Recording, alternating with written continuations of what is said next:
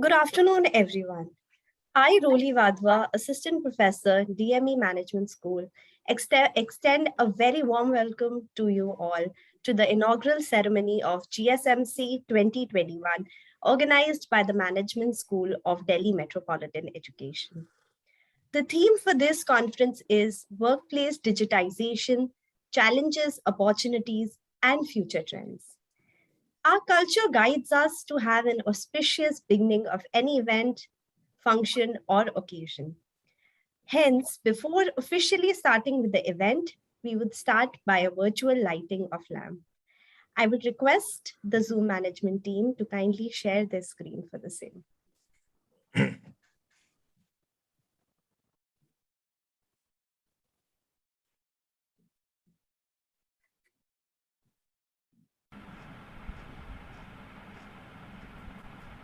Ma'am, please start with the audio.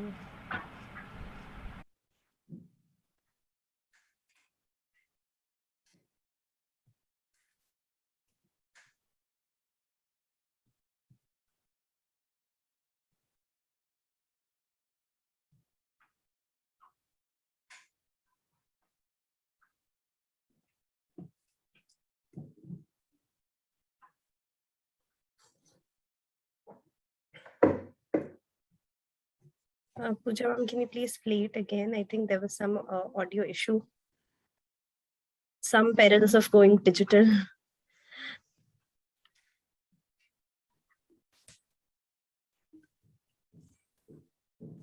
I'll reshare, ma'am.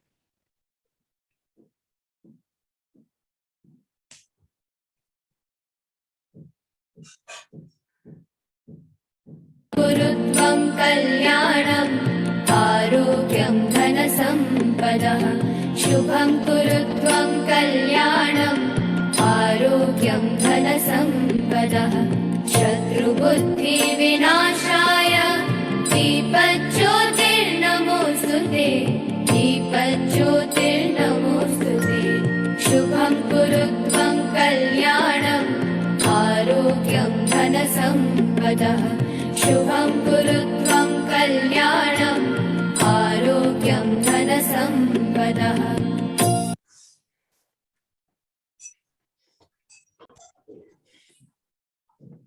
Thank you so much, team. Can you please share the PPT?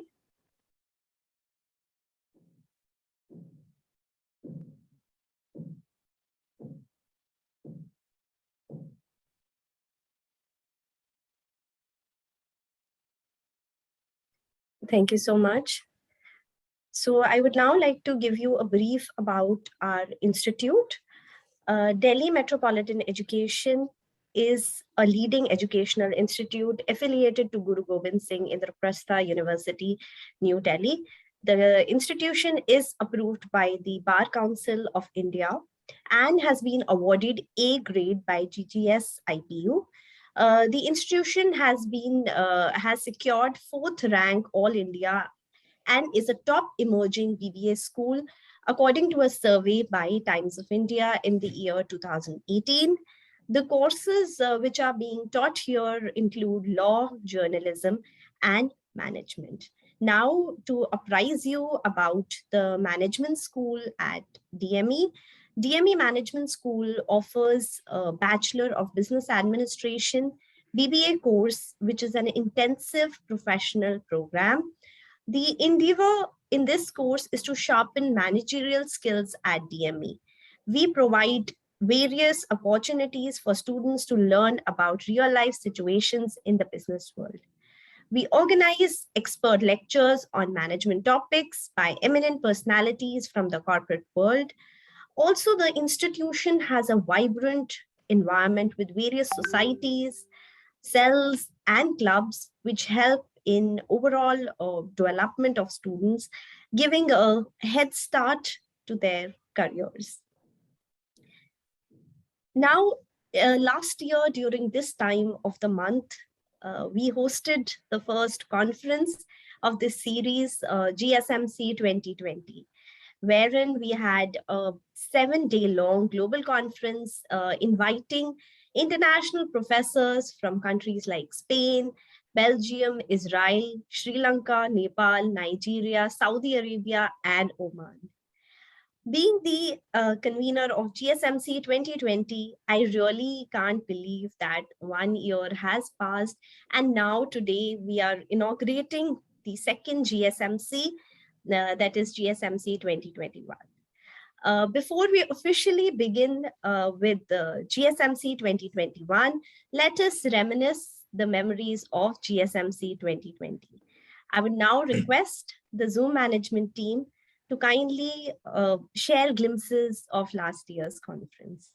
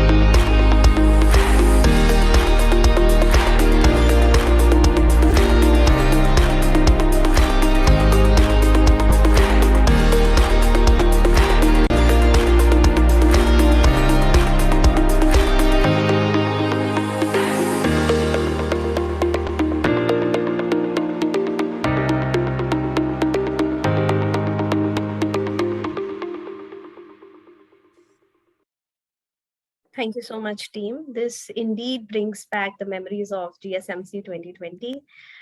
Being the convener of GSMC 2020, I would now like to pass the baton to Dr. Seema Ma'am and Dr. Pooja Sharma, conveners of GSMC 2021. Dr. Seema Ma'am is an associate professor at DMS. She has over 15 years experience in the corporate and holds a PhD degree in HR and OB from Aligarh Muslim University. She has worked with reputed organizations like Tata Group and IDBI Bank in the past. She's the convener of this conference and shall be moderating the panel discussion for today. Also, we have Dr. Pooja Sharma ma'am, who is working as an assistant professor at DMS. She is teaching from the last 4 years and holds a PhD degree from Delhi School of Economics. She's a SAS certified research professional with a very strong research background. She is the co-convener of this conference and shall be moderating the discussion for today. To give a detailed view of GSMC 2021, I would now like to invite Dr. Pooja Sharma. Ma'am, can we have you? Thank you very much, ma'am. Thank you all to be present today. I, Dr. Pooja Sharma, Assistant Professor, DME Management School, take this opportunity to welcome you all to Global Strategic Management Conference, edition 2021. Greeting to all the dignitaries, special guests, faculty members, research scholars, students, and our wonderful audience. So I would first like to give you a brief about our conference. A Global Strategic Management Conference 2021 is an 8-day conference aiming at discussing the upcoming trend of workplace digitalization. This trend presents countless prospects and difficulties for both employers and employees in all sectors of the economy. GSMC 2021 is a platform to provide an opportunity to the participants to understand varied viewpoints and perspectives on digitalization of workplace from several parts of the world. GSMC attempts for intensive deliberations on the topical issue of the relevance of digitalization through a blending of cross-cultural thoughts and experiences of corporates, academicians, and researchers. The inaugural ceremony of day one, titled HR Conclave, shall be dedicated to distinguished guests and esteemed corporates consisting of eminent HR heads, VP HR, and chief human resource officers from industry, where deliberation on the role of HR in workplace digitalization would be conducted. The following days of the conference shall comprise of masterclass and paper presentations by participants on the various sub-themes. The various sub-themes include fintech, where technology usage in finance, insurance, and accounting shall be discussed. Marktech, where technology usage in marketing workplace shall be the topic of discussion. HR Tech will be discussing the use of technology in human resource workplace, and EdTech, where technology usage in academic workplace shall be deliberated upon. Each day, the session would be chaired by an esteemed international professor. Valedictory session titled IT Conclave shall be graced with eminent CTOs from industry discussing role of IT in workplace digitalization. So today's inaugural ceremony has been titled as HR Conclave, which aims at holding an insightful discussion on the topic of role of HR in workplace digitalization. Hence, today we are joined by three experts in the field of people's management and human resources who are here to share their views on the theme of the conference. So firstly, we are joined by Mr. Rajiv Bhaduria, Managing Partner, Ebullient. Sir is a prolific senior human resource cum business leader who has been a member of senior leadership team of big and complex corporates such as NTPC, Reliance ADA Group, and Jindal Steel and Power. Sir has over 3 decades of experience in handling domains as diverse as power, steel, infrastructure, entertainment, telecom, health, and capital from their incubation to execution. Various initiatives related to HR domain carried out under his leadership have received national and international recognition.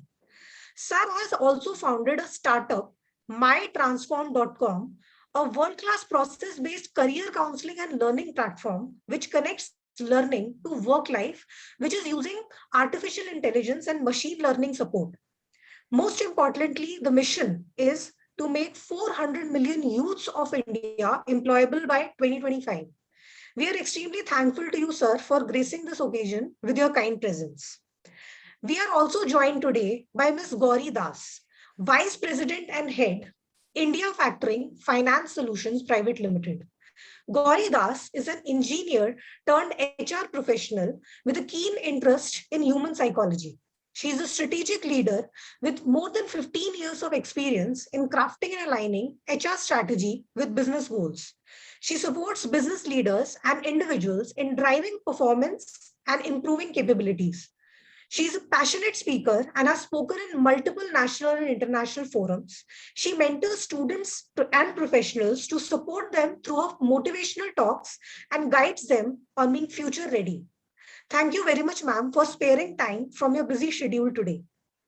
We are also having with us Mr. Manoj Kumar Chaudhary, Head Human Resource at Edelweiss Asset Management.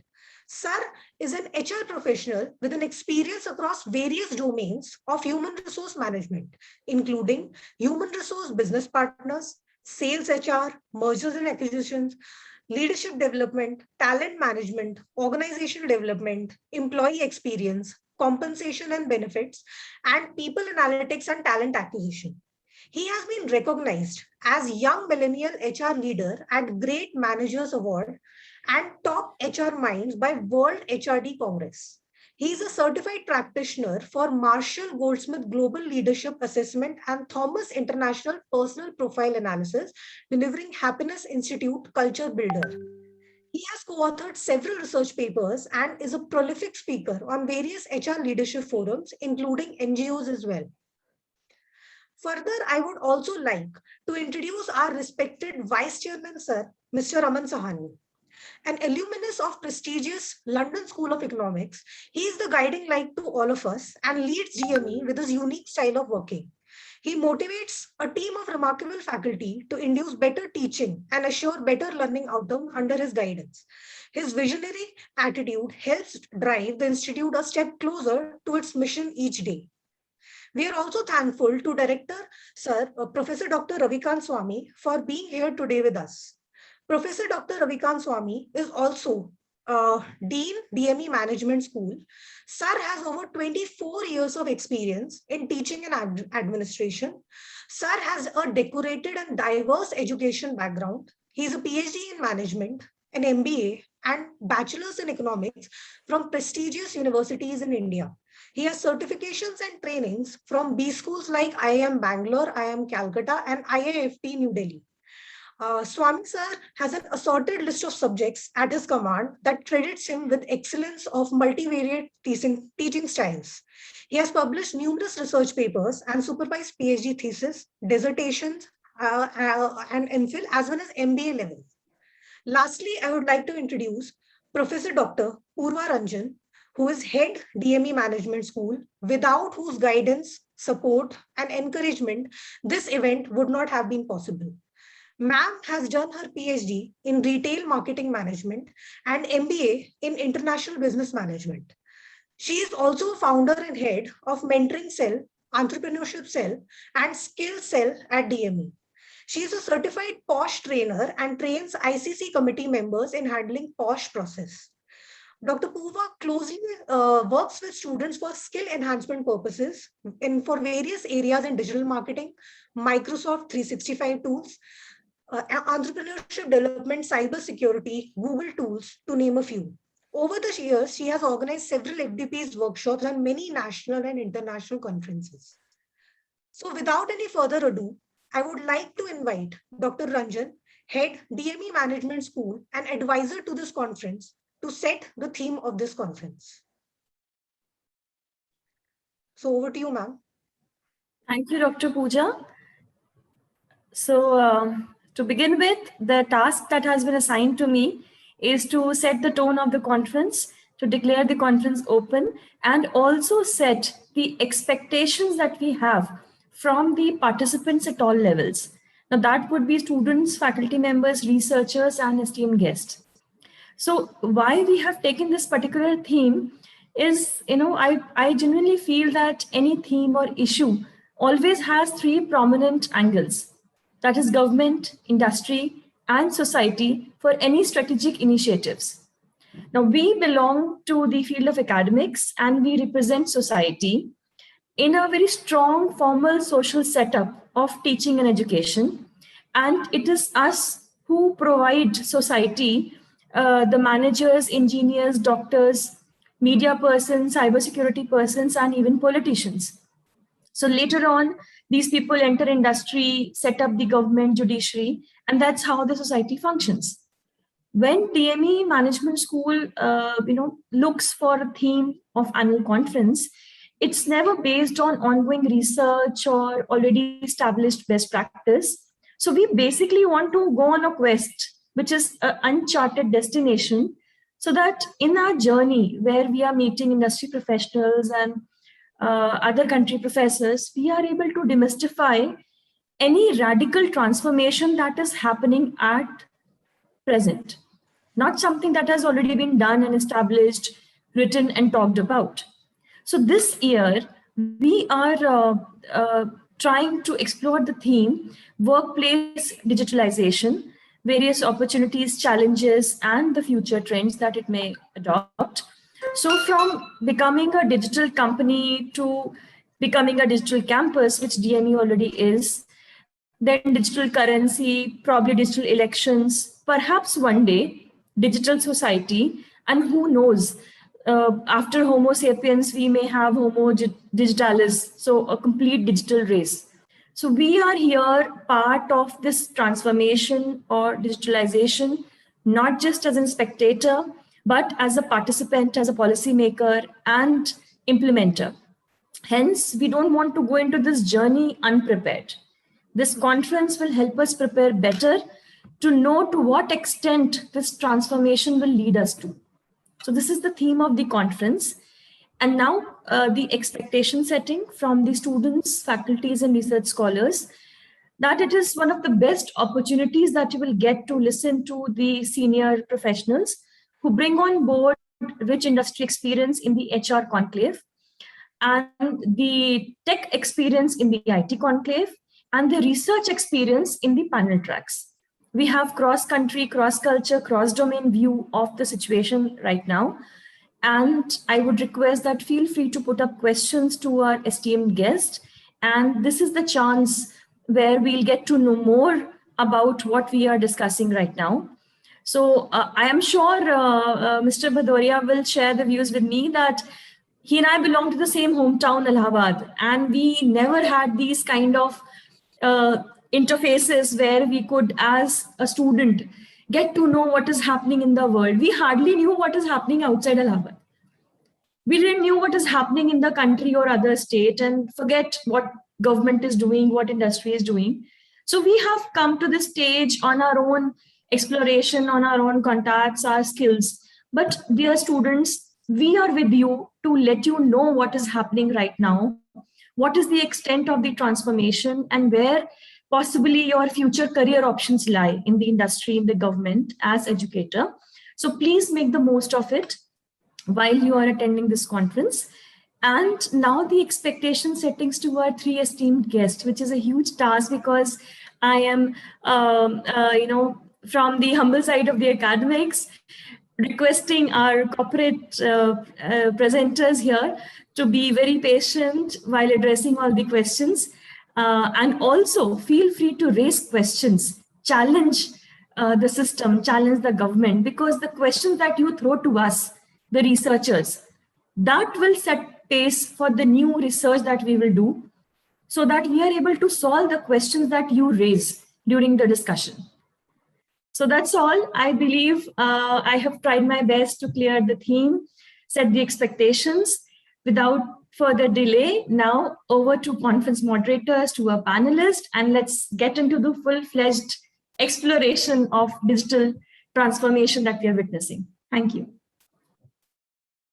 Thank you very much, ma'am, for setting this wonderful theme for the conference. Now, I would like to inform our audience that due to some prior commitment, Mr. Raman Sahani, Vice Chairman DME, could not join us today in the inaugural ceremony, but he has conveyed his blessings and good wishes for the conference, but he will more than make up by being there in the valedictory session of the conference. Now, I would like to invite Professor Dr. Ravikant Swami, Director DME, to speak on the topic of workplace digitalization in education industry. So over to you, sir. So it's really, I think this conference is coming true to the 4 words which it has: a global strategic management and conference.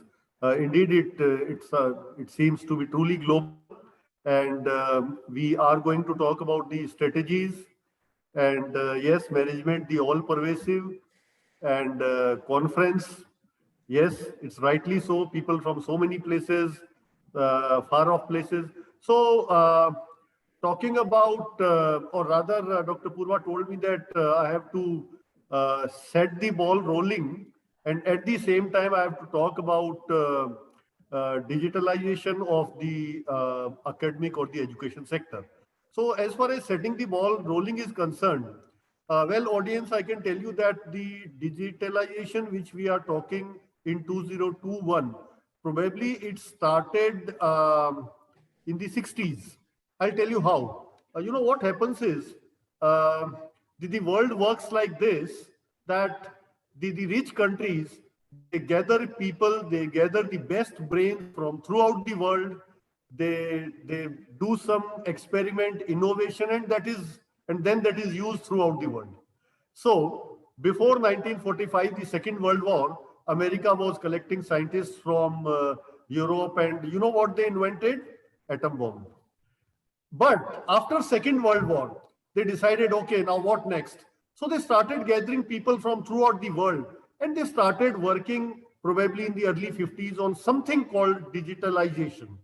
So, you know what they did? They sponsored IITs, they sponsored similar engineering colleges throughout the world because they knew it very well that the students who are going to study there, or the best brains from each country, once they study at those IITs, they are going to come to US, settle down there, do their MTech and work for USA. So then happened the process, IITs, and we call it brain drain, but it's going to happen. Placed, and in the best brains, they started gathering in the USA, and then they started working on something called digital. And the results started coming up, and then they established a separate exchange, stock exchange called NASDAQ, the purpose of which was to the IT companies. It happened in 70s. And then in 80s, we started seeing the output. Then came the 90s, coming to the Indian context, yes. So that's the background of our digital era. This is how it was planned by USA or whatever. This is how the world had it. And then, as far as India is concerned, the first phase of digital came when Rajiv Gandhi became the Prime Minister in '84. And he started introducing computers. And then there was so much hue and cry that people will be losing jobs and all that. All that happened. And then when globalization came up, then in India, I believe people may criticize demonetization, but I think it gave a big push to digital money also. And then came COVID, which gave a big push to digitalization. I believe the topic of this conference today is digitalization because of COVID. So that way we can thank COVID. Okay. Now, coming to the education sector, how do we understand the education sector? Look, the simple way to understand any sector is that you dissect it, you divide it into the four traditional areas: marketing, finance, HR, and operations. So I'll try to put this education sector as well into these four areas, and I'll tell you how digitization has taken place in these four areas. By the way, Bhadoria sir, I was recently listening to a news wherein they were saying that the areas which are worst hit by COVID are hotel industry, travel and tourism, and academics. So I was little surprised because somehow due to the special efforts by people like Dr. Purva or my colleagues, we could insulate ourselves from that bad effect. Maybe because we are in Delhi, and maybe because we belong to IPU, which itself is very good when it comes to digitalization. So, but I was little surprised to listen that education was being clubbed with hotel and tourism industry, which are totally devastated. I must say we are not devastated. So, talking about the digital aspect of education industry, HR, finance, marketing, and operations. Operations is the main part on which I would be talking in detail. As far as HR is concerned, yes, we now conduct online interviews, and more so, we do not tell the candidate that, okay, come to the college for a final round. So that is how digital part has taken in the HR area. Coming to marketing, no hoardings, no posters, all is FB, Insta, LinkedIn, and all that. This is how the marketing of education has digitalized itself. Coming to finance, it's all plastic money in our college. We don't accept even a single rupee in cash. Everything is through that. Just a second.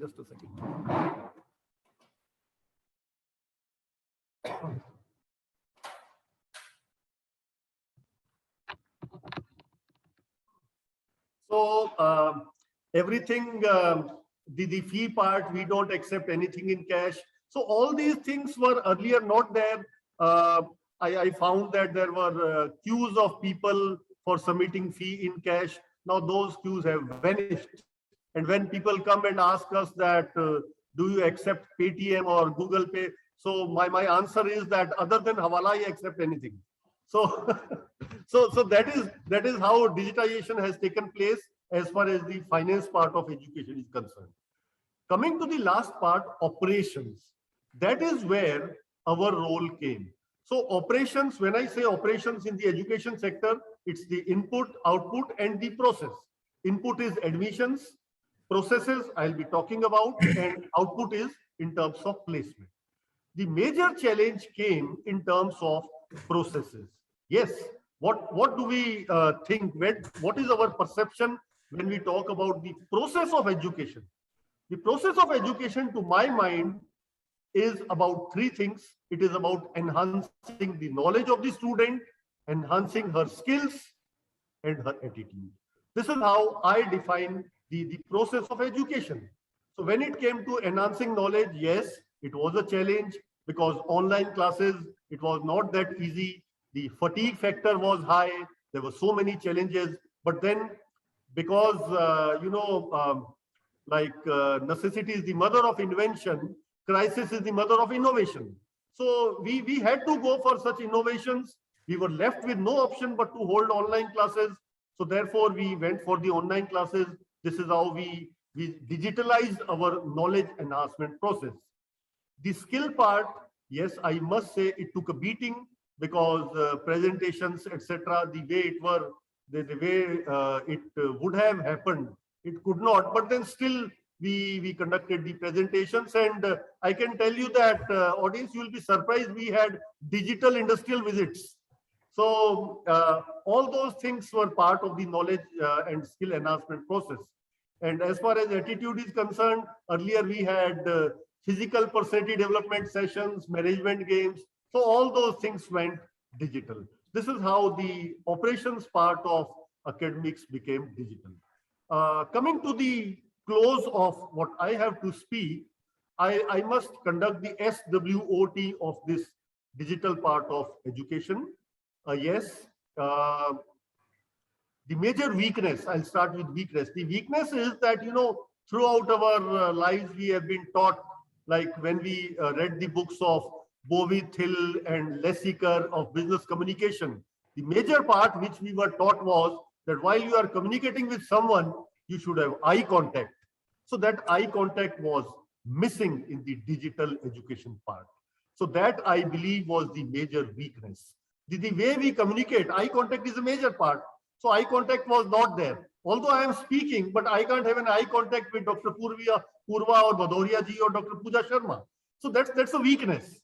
Then coming to the threat, yes, the threat is there in terms of when things become easy, people shift to the easier part, and that easier part may be a compromise in itself.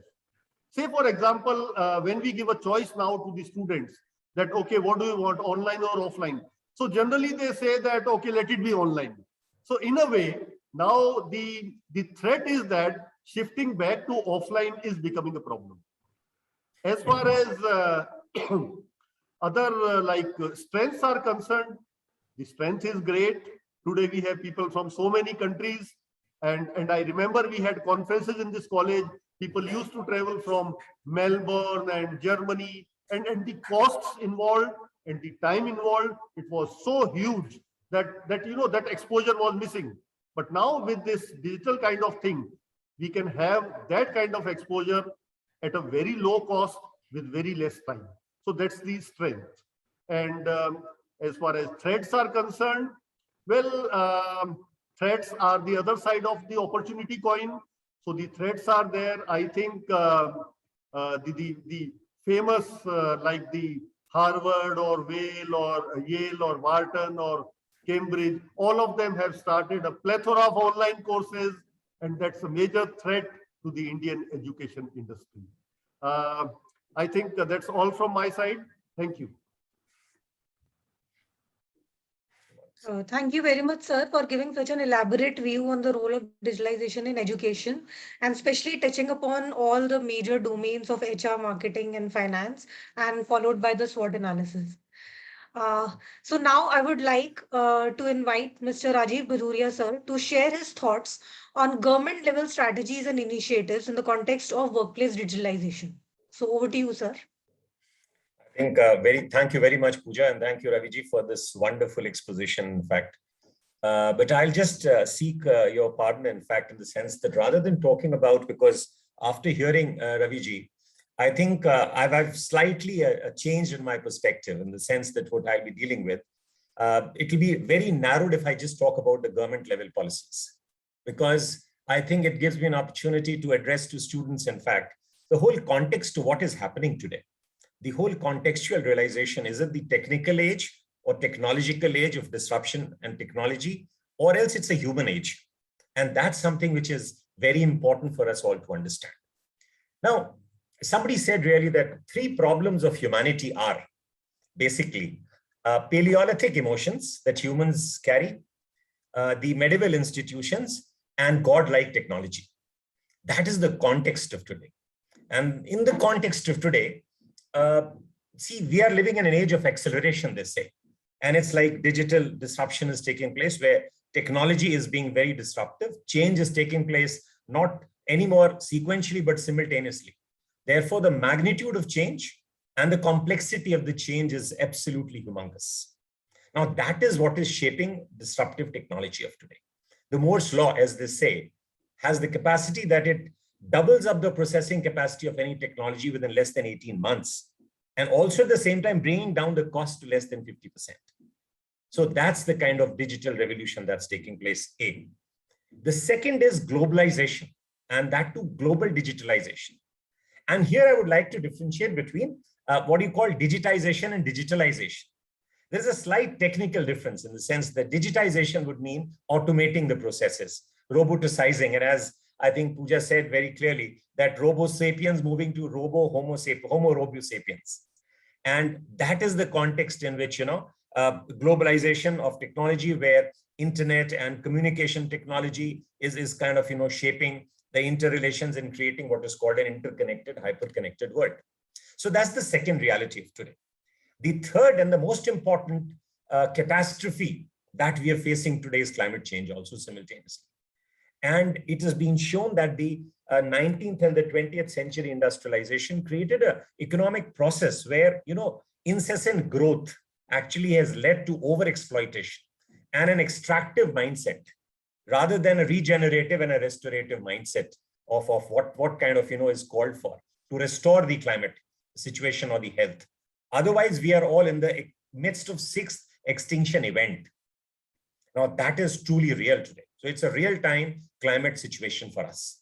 And what is important is that this technology, fortunately, this godlike technology, as we say today, has the capacity and capability and competence to actually reverse global warming also if there is enough political will, which of course was found wanting when even in this recent COP26 Glasgow conference. But nevertheless, these are the possibilities that have emerged. So there are three forces which are taking place. A, digitalization and the technological disruption. Globalization, which is digital globalization, which is creating an interconnected, hyperconnected world. And geographical boundaries are being blurred. And last but not the least, the climate change as a reality. So let's analyze if this situation, in fact, the role of HR basically in workplace digitalization. Because there are 2-3 forces which are operating, because firstly, there is digitization, yes, of course. And it's like saying that whatever is programmable and predictable for the sake of efficiency will be converted to roboticization. So robotics will take over it. So therefore, what is the role of humans? People say that no, there'll be jobless growth because all these jobs which are at least at the level of transactions would be taken away by robots from the humans. And therefore, this possibility of Homo sapiens being converted to Homo Robo sapiens, in fact, and being subordinated to it. Now, that's one aspect of the reality. The fact remains that, yes, this is quite possible. And it is quite, in fact, possible that for the sake of efficiency, most of the jobs which are at the operational level would go to robotics. But what's also important is the human brain, the right part of the brain, creative process thinking, parallel thinking processes, creativity, critical thinking, complex solving mechanism of the human brain can have the possibility to be driving the driverless car, which means using technology still as a tool, not as getting subordinated to it and creating the Frankenstein future that people are talking about. So that's what, when Mr. Ravi sir was talking about, it occurred to me that let me change this context, in fact. And when we are talking to students, rather than just talking about a limited capacity of government policies, and all policies, of course, have to be shaped keeping in mind this reality. So it has to be accommodative of digital space, digitization, and digitalized culture. Now, digitalized culture would mean that you are accepting technology as not just mere robotics, but as cobotics. So co-creative possibilities will have to be created, that humans and machines together will create the future of tomorrow. Of course, nobody can predict what the future would be, but yes, it's also sure that future would be very different from what it is today.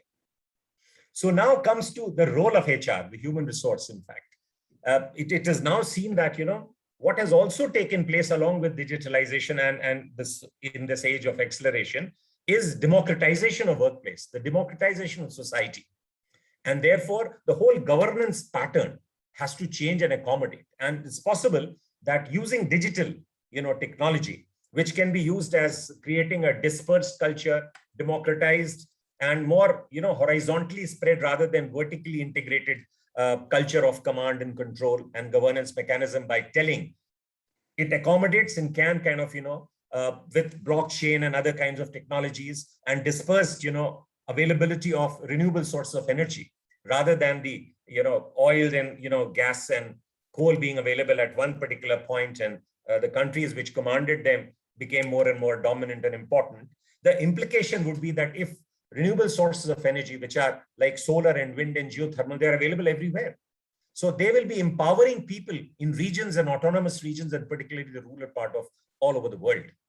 And therefore, the fact that, we'll have to also be conscious of climate change and managing technologies which are, based more and more on renewable capabilities, and moving towards electrification of cars and mobility and autonomous cars and mobility coming into place. The digital technology, which is like, helping not only the communication technology, but also energizing the way we energize through renewable sources of energy. There'll be an energy internet converging with the digital internet, and of course the logistic and the kind of, transport internet being converging together to create a very different kind of consciousness of empowerment. So the point here that I leave you with, it will be less of answers rather than more questions being asked today, that what is the kind of society that we are going to create? Now, that is the most important question in this context. Will it become absolutely impersonal, or we can still humanize this culture? That is point number one. Because, during the industrial age, what happened was that for the sake of standardization and assembly line operations, what happened was that humans were, subordinated, their dignity and their kind of, autonomy was taken away. Now is an opportunity for us, in fact, that give that or restore that creativity, restore that dignity, and restore that autonomy of humans. In fact, as the real controllers, as I said, driving the driverless car, not by controlling the steering of the car, but by determining the destination of the car as the master of technology. So those kind of possibilities are emerging. But also there is a dark side of technology, which is like, it is creating and using this persuasive technology. And as we talk about, we are in fact facing this whole challenge, and with this Facebook issue coming up to the fore, in fact, this whole control and surveillance capitalist economy, which is actually, downgrading humans, because they make you buy, they make you vote, they make you think the way they want you to. So that power of technology can be misused, and it's being misused if not controlled. So there is a context of humanizing technology being used for the sake of benefiting society or human well-being, rather than, mere GDP increase, which has created the most inequitable world today. The world today stands so inequitable that it's non-sustainable economically as well. There are just maybe 8 to 10 people in the world who command a GDP equivalent of almost 50% of the human population, which means 3.2 billion people. Now, that is the level of inequality of the society today, globally speaking. And that's true for all countries, all across, including India. Now, this is the context which I think needs to be appreciated by us all, rather than just be taken away by the digital aspect of, the kind of contraptions, the iPhones, the kind of Facebooks and the LinkedIns and the social media and the technological hype that is created. Technological revolution is inevitable. We are in midst of fourth industrial revolution where, internet of everything is the reality. It will be like, big data, things, places, and of course, analytics involving internet of everything and internet, IoT, the IoTization of the entire, context and space would be the determining factor where more and more of digitization will take place. And it has to be. But the point is that we have to see that this whole context of workforce democratization and the governance pattern is kept under control. And we are still able to make sense of whatever is happening around, rather than the total sense making is being lost in this context of over flooding of information, our kind of, attention span being reduced. There is so much of polarization in the society. This whole context of post-truth, because of the fact and the capability of technology, this hyper-connected, interconnected technology, and the whole idea about global digitalization that is leading to. So I think we have to be contextually relevant today. That's important for students, at least. I will say that, you have to be more vigilant about what you should be doing. You have to have a flexible mindset.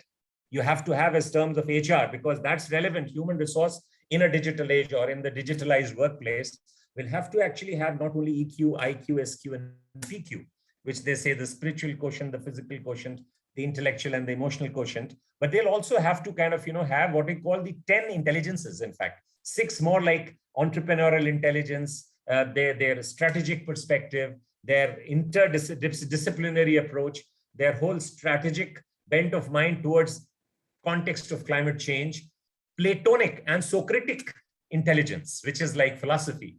What is the philosophy of life in this context of change? And more importantly, the moral and ethical intelligence. So that will be the context in which we can still humanize the world. We can still manage this technology for betterment, controlling the climate so that the temperature doesn't go beyond 1.5 degrees at most. Because the reality today is that the concentration of greenhouse gases is more than 490 parts per million, which was never in the history of geological age more than 300 parts per million. So even if we keep zero emission, it's possible that, the climate change might go up beyond 1.5 degrees. We have to reverse this global warming. So I think for the students, the youth of today, it's very important for you to understand the context that you have to humanize technology. And we have seen during the pandemic that, this just-in-time technology, which was based on lean management principles, failed. So when just-in-time, this technology fails, humans have to come up. So just-in-time to just-in-case management. So we have to start using technology. Fine, that's absolutely inevitable. There is no gainsaying that, you have to welcome technology. But using more and more decision support in digitizing even the human resource persons, in fact, it's impersonalizing that environment. So we have to keep some kind of a healthy balance between the two. And it's very well said that, if we kind of, delegate more and more of decision making to algorithms and robotics, the less and less of that common sense we'll have, because we'll use less and less of technology and our own intellect. We'll have less and less of whatever we use, less and less. So the point is that that's the sense of balance which I think we must keep. And that is a point that I was trying to make, that inspired by what Ravi Kanji said so beautifully.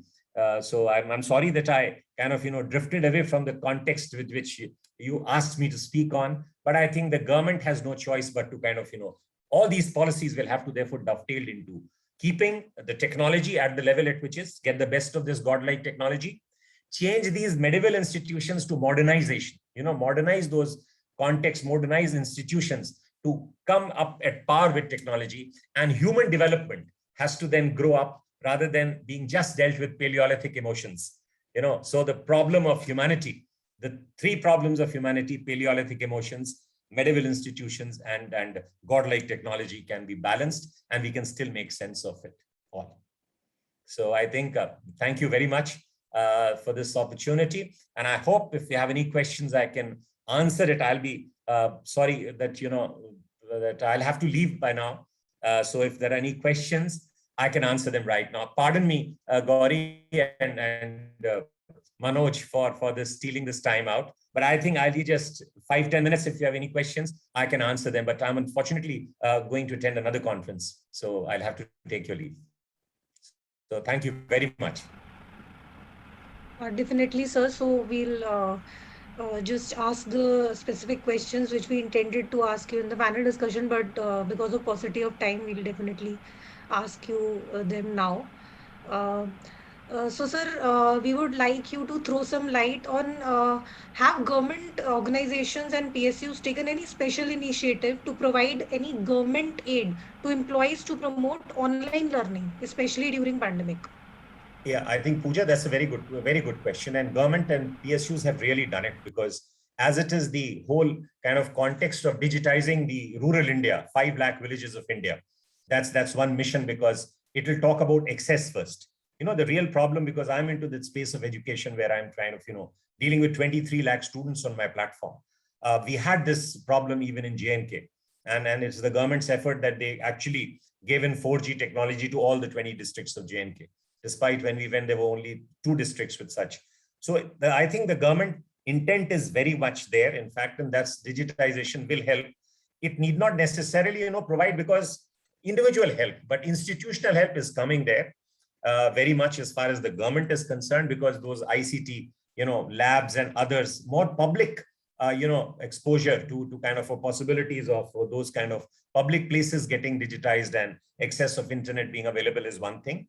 The other is, of course, the PSUs. I just recently talked to the chairman of NTPC, Gurdeep, in fact, and I had a talk to him one-on-one, in fact, and he was talking about the fact that carbon capture and other kind of, initiatives, which are basically supported by digitization, smart grids and smart technologies of where boiler efficiencies and other things are there, and where a digital support of the whole population of student community, the youth, is available.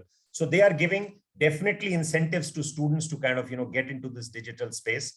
And they are having scholarships, and they are having a lot of initiatives where they give a lot of community support. But it's still from individual to community that the PSUs and the government are generally concerned about. I hope I'm able to answer your question.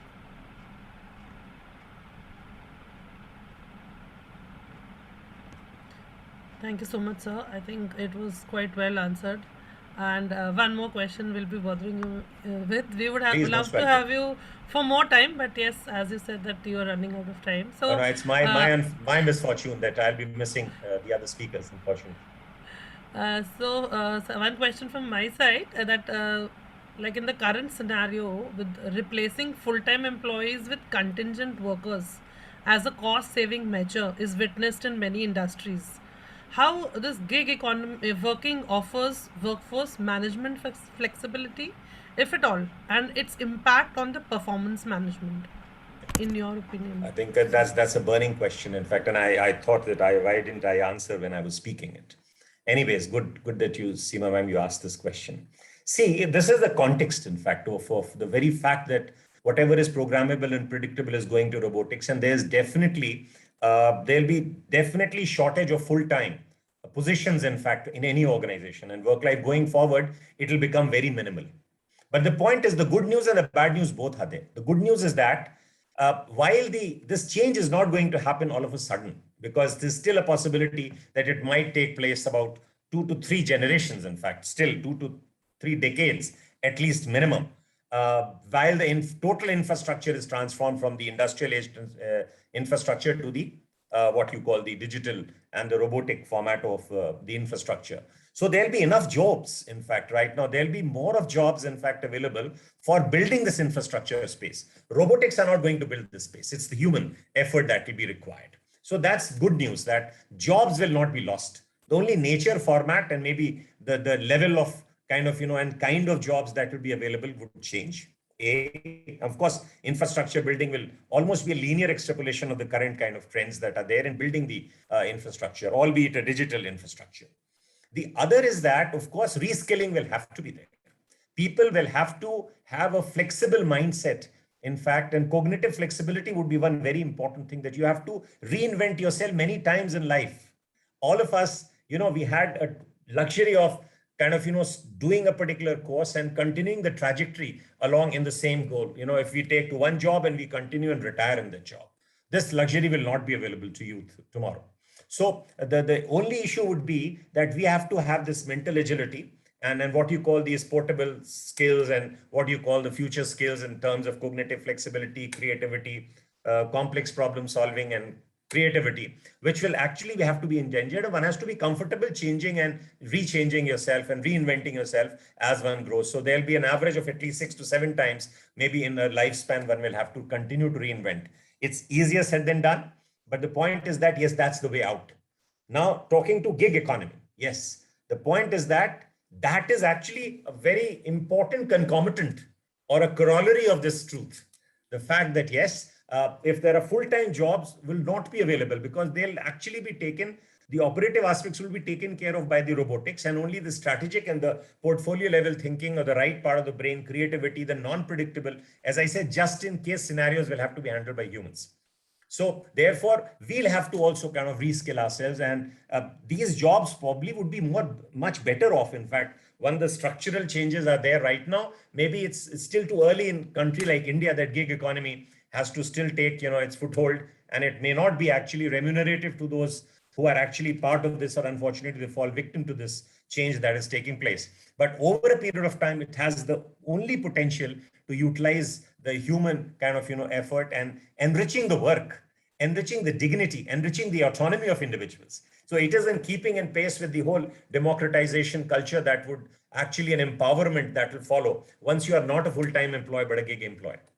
So the point is that I think it opens up new opportunities. It takes away the luxury or comfort, but this comfort is too kind of myopic and too blinkered a view of life. Going forward, our youth of today, I interact with so many youth. In fact, and particularly after I've given up my corporate job, I think I'm interacting with the youth of India, and I'm particularly very hopeful that this demographic dividend that India has to get will be out of coming out only out of the yearning of the students to kind of not look for jobs, at least but to create jobs and get into that gig phase, in fact, where you can command your own time, you can command your respect, you can command your terms, provided, of course, one thing for all the youth is important, that you have to be number one, the best in the skills that you have to have. You be very clear and be all the time ready to reinvent yourself, reimagine yourself, your kind of, keep on building your competencies, the knowledge, the skills, the attitude, and of course, most importantly, the changing values of time. Normally, competence is, he said, in a fixed time, fixed job kind of context, rather than the gig economy is considered knowledge, skill, and attitude. But I say it will be more the values of, human values and kind of, the competence and the confidence about facing the world with dignity and autonomy. And back from the industrial times, I think that will hold us all in good stead. And the youth of India, there's a very safe future, provided you kind of, take up and pick up the gauntlet of challenge, and you cross the Rubicon, there's no going back. If you are able to hold on to yourself, I think this will be the most supportive environment to the youth of future. That was quite an amazing thought process, provoking this takeaway for the students as well, and something to be positive about. Nobody needs to actually lose heart when we look at AI getting upgraded and upskilled, or when we talk about gig economy. As sir rightly said, we need to drive that driverless car. That Absolutely. Was actually, and that not is by controlling the steering, but by determining the destination. So true. know where technology has to take you. Don't be driven by technology to wherever it takes you. True. So they don't need to get disheartened. At the Not same at all. time, they have to be effective also. Remember the godlike technology, you can use it Right. if you have the Right. capability. I think very much delighted to have you, and we just would request you to, since you will not be there, so I just request a certificate of appreciation which we had kept for Thank you you so towards much. the I last. think this formality wasn't required actually. No, But it's thank not you a so much. formality. It's a pleasure. It's something. It's So a nice of privilege you. from our side, and definitely, I think we'll be requesting you for some other time also. Thank you so much for your time. I think, ma'am, the connection, we lost the connection. Pooja ma'am, please take it further. Okay. Thank you very much, sir. Sir, are you still there? Yeah. No, no, I think I there is some got, connection. yeah, there was some connectivity issue, but thank you so much, I think, from the core of my heart. And I wish all the students the very best. And I think DME has chosen, and the structure of this whole conference that you've organized is phenomenal and very contextual. Thank you so much. Thanks for your Thanks, time, Thank you sir. Victoria. very Thanks much. for being here. Thank you. Okay. So now I would like to invite Ms. Gauri Das to share her views on the topic of workplace digitalization in small and medium businesses and startups. So over to you, ma'am. Thank you, Dr. Pooja, and thanks, Dr. Purva, to have me here. It's wonderful to be back and listening to all the eminent speakers today. And Mr. Bhadoria, it was really wonderful listening to what's happening today and how things are going to transform. So I think most of the things he has already covered. So let me start with a story because my topic is about startups and medium business, small and medium businesses. So this is 2014, and the story is of Arun, who is a IT professional, mid-level IT professional, and he is looking for a job change because he is very much into digitalization. While in 2014 also people don't have that mindset, and I think Mr. Bhadoria touched upon mindset. So this story is about mindset. Now, there's an organization which deals with investors. It's a promoter-driven organization, so a 30-year-old organization, and they do everything manual, even in 2014. Now they have been acquired by MNC, and the mandate is the first thing is to get digitalization in place because that's critical when you talk about businesses. So they start interviewing people, and Arun is also one of the candidates.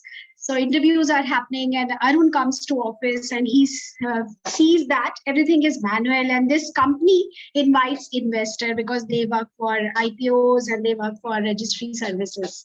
So when he comes to office, he views that there are 200, 300 people in a day who come to reception, and receptionist is doing everything on Excel, and there is nothing which is doing automatically, which is changing things to automation. And it's taking hours for people to do this. And he looks at it and he thinks, if I'm selected, that this would be first thing that I would change. Now, as luck would have it, he's selected and he joins the organization. And as he had decided that he would be changing this as first thing.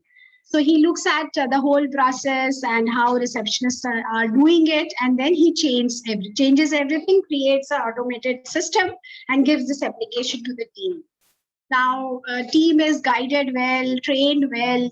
Project manager is with them for a very long time, and they say, okay, 3 months they will be doing parallel run, and it's happening. Then Arun gets busy with something else, and once he is looking at the report towards end of the quarter, this is second quarter, so already they have been using it for 6 months. And here he looks at it, and there is hardly any data in the system. Then he calls for a project manager and he asks him what's happening, why they are not using the system. And project manager informs him that they find it really convenient to do the way they have been doing it. It's all about not changing. We are talking about technology today, but the fact remains, even in 2021 today, if I take a taxi, the first question from the driver is, do you have cash? Despite demonetization, despite all of contactless payment systems, the first question still occurs that do you have cash with you? So this is where the most important things comes when it comes to transformation, when it comes to digitalization, and this is where role of HR comes in, because changes do not happen on technology. Changes are done through mindset. That's the most important thing.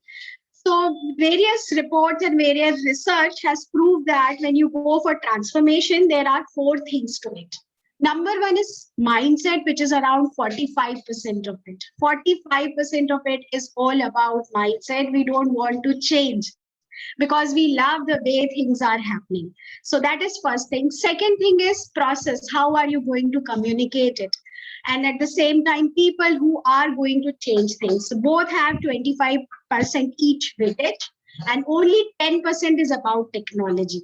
So when it comes to startups, small businesses, the first thing people say, we don't have money. But technology is just 10%. You have to start doing things first. First, you have to start digitalization in your mind first, so that you can take it forward and you can have those tools with you. So when HR has to work, the first thing that comes to their purview is mindset. What sort of people they are hiring and how they are getting them informed, getting them trained to get things done. Now, for these here, which are important for HR to take care of, and we know it's digital workforce. People, what sort of people are we hiring? What sort of mindset they have? How are we ensuring that we have people who have this digital mindset? How are we ensuring that the new hire is aligned with the digital culture that we have, the digital culture that we have created? Second is digital workforce. Both speakers spoke about it, that it's not only human who are working, there are bots. There is digital workforce also, and there are so many managers who are having bots in their team already. By the time you all go to work, maybe you have just 10% of human and 90% of bots working with you.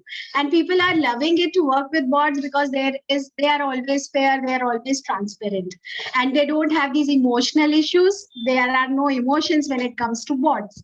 So this is how digital workforce is going to change. Digital workplace, we spoke about hybrid, we spoke about how things are changing and how difficult it is becoming to get people back to work. Everybody wants to operate from home, people want to operate remotely. So how do you bring in this balance? Because it's very convenient to operate from home, but at the same time, the engagement, the collaboration gets a hit. The digital capital that we talk about, it gets a hit. So how do you balance it? That is another thing which is very important when it comes to transformation. Then comes digital HR tools. Now change has to start from self. HR can talk about and work with leaders and businesses to bring this transformation, bring this digitalization. But if they don't start from themselves, it would not be the right thing to do. And workforce now needs an experience. We know now that today everybody wants to go for online shopping. My own example, till 2019, I wouldn't even buy a mobile online because I would think that I need that feel and touch of the product before I buy it.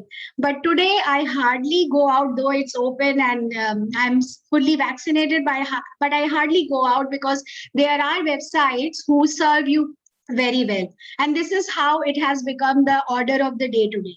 So this also has to be taken care of. If you don't use digital tools, then your own workforce will not have that experience, and they will think that digitalization is working only for other systems. It's not for employee experience. So that is another thing. So these things, and digital culture, of course, where you are agile, you are self-motivated, self-disciplined, digital leadership, where leaders are not micromanaging it. And a lot of it we saw during COVID, that those teams who were empowered, they did very well in the system. And all micromanagers had a lot of challenges. So become this, have this digital mindset and create that digital culture. These are 4 Ds that HR is working on and creating this digital transformation in small and medium businesses. Now, when it comes to particularly startups and small and medium businesses, one, I said cost, people look at it, but that is not the most important thing. The first thing starts from mindset. When you start changing, you will definitely get some leeway, you will definitely get some solutions, maybe in-house solutions to go digital, but have this here first. The most important thing is digital mindset. Second is scalability. That is another thing. People start with some system, but later on they realize that the system is not scalable, and that's how their digitalization fails. Because for a certain sum, for a certain volume, it was working well, but it is not being done across. When there is a scale, it's not as scalable. Third thing is training. Training is another important aspect because change is difficult. And when we tell people to adapt to a new technique, new technology, we have to guide them well, be patient with them, because there may be errors, there may be delays, there may be a lot of challenges. But one has to be really patient and give them a strategic direction, otherwise change would fail. And fourth thing and most important thing is communication and how it is being done. Is there confusion among senior management, or senior management is very clear about any sort of transformation, any sort of change management? And the support has to come from top, because anything which does not have support from senior leadership will fail. So these are the things which HR needs to get involved with business and do for small and medium businesses, because the thought process is we are doing well, we don't have to change, we don't have to go for technology. But later on, the situation would be that without technology, no business would be able to survive. Nobody would be able to scale and businesses will fail. So it's better to adapt. And the same thought, same thing I would leave you with is we have to also adapt continuously, because gone are the days when education would end with your MBA or any other degree. It's only formal education which ends today once you are done with your college, but education, learning continues through the life. I did my psychology master's after 13 years of experience, because I realized I need to understand people more and more, and psychology masters would give me that edge.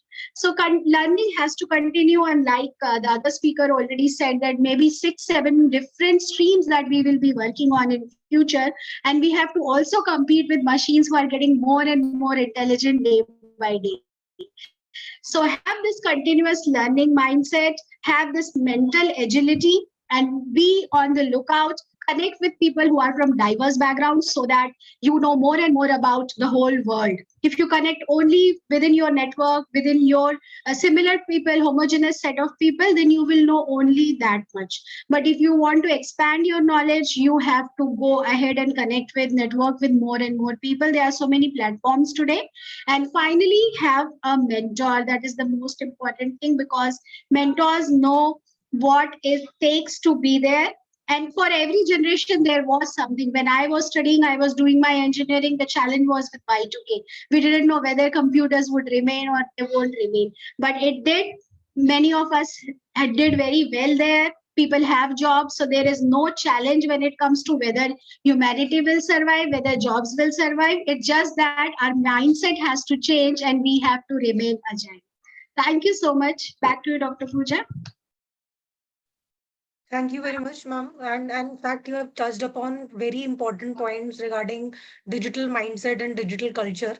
And in fact, the change is the only constant. So students really need to understand the importance of keep learning new things which are coming. So thank you very much, ma'am.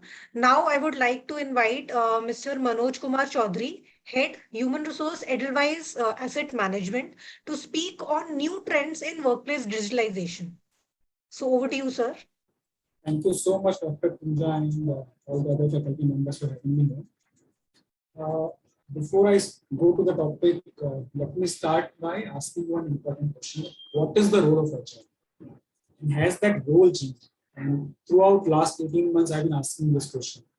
But has the role changed? And answer to that is no. I think the only thing which has happened is that technology has come over, there's a context which has come over, but the role remains the same. And the answer to what the role is, there are two simple things which you do as an HR professional or as any HR team in the world. You try to create performing organizations. You have to ensure that your employees are performing, which is leading to business results, which is leading to revenue, profitability, sustainability. So first, how do you create performing organizations? And secondly, you have to ensure that while your employees are performing and building performing organization, you are having happy employees as well, because that is what something which is going to trickle down to the society. So two simple roles which an HR has. One is to create performing organization. Second is to create happy employees. And now if you look at this entire digitalization, I think there are 2-3 important aspects which I would want to touch upon.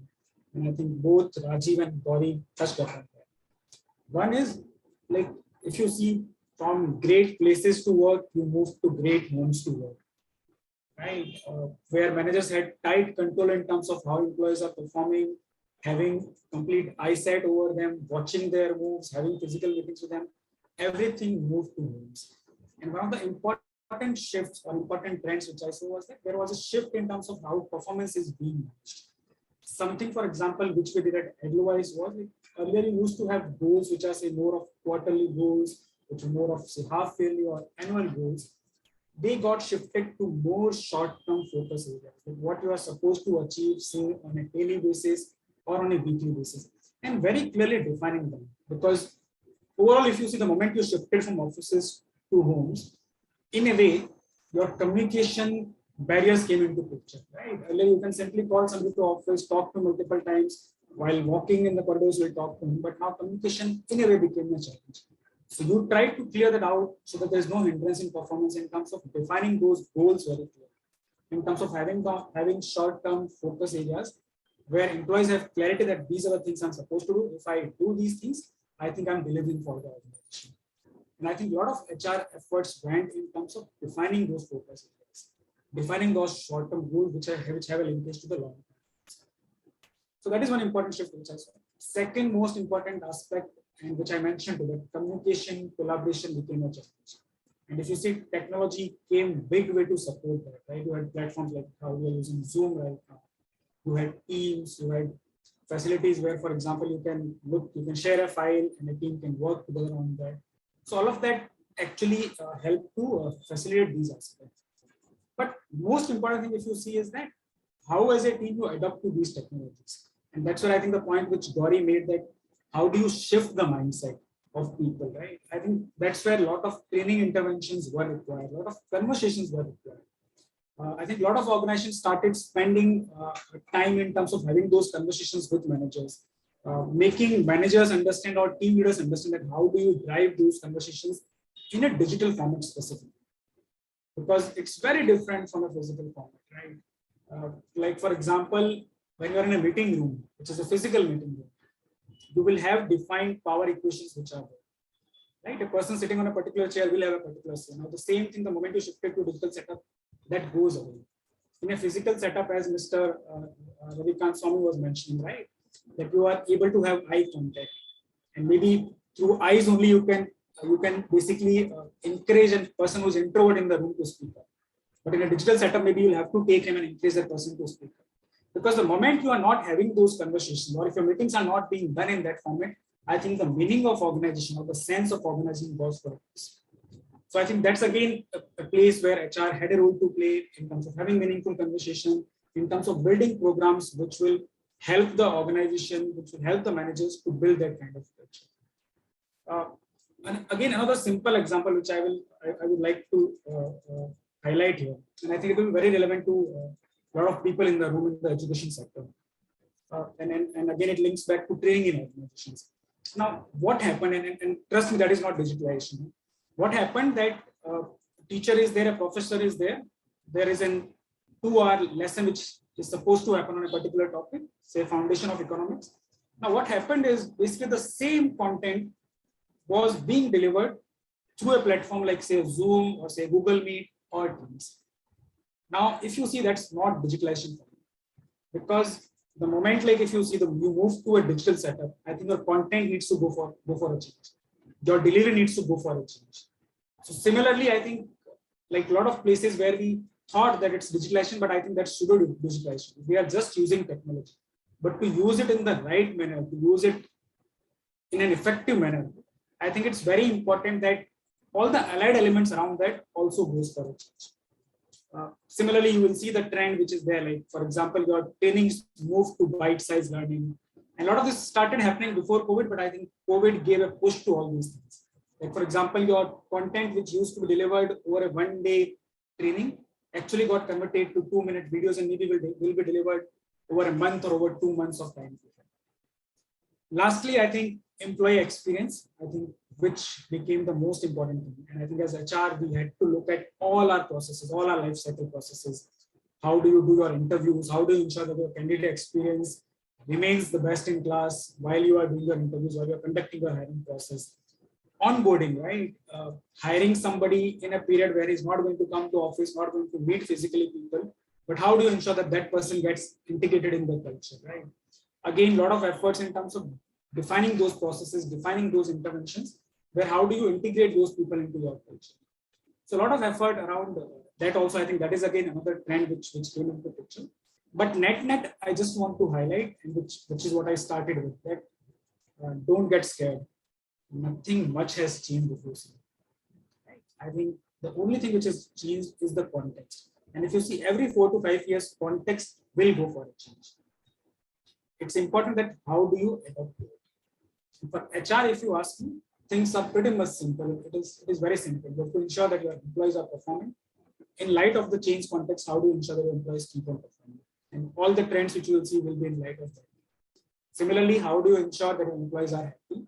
The kind of experience which you create through various life cycle processes caters to that need. That ultimately, your employee, when he's starting his day, whether it is at home or office, is starting with a smile, and when he's ending the day, he's ending the day with a smile. And I think that's a bigger role to play, because ultimately it is a trickle-down impact on the family, on the overall society which is there. So yeah, I will end with this. Thank you so much. Thank you very much, sir. So it was indeed an important contribution to the discussion. Now, sir, now what we'll do, we will be opening the panel for discussion. So I request Pooja ma'am to share the PPT. So in the panel discussion, we'll be having actually 3 rounds. The first round will be consisting of questions for each panelist. Then in the second round, some questions will be open to all panelists, and depending upon the suitability of the questions, anyone can answer by unmuting themselves. And the last round will be open for the audience. So the audience consisting of our research scholars, students would be asking the questions to the panelists. So we'll be starting with round 1. So for round 1, Seema ma'am, I think you would be starting. Yes, ma'am. I'll be starting. So my question, I'll begin with, as they say, ladies first. So I'll begin with Gauri, ma'am. Ma'am, a question for you in terms of how beneficial has the online transition of day-to-day activities in digital mode been there for startups and SMEs? Very pertinent question, and I think startups already have this digital mindset, and they have more of Gen Z.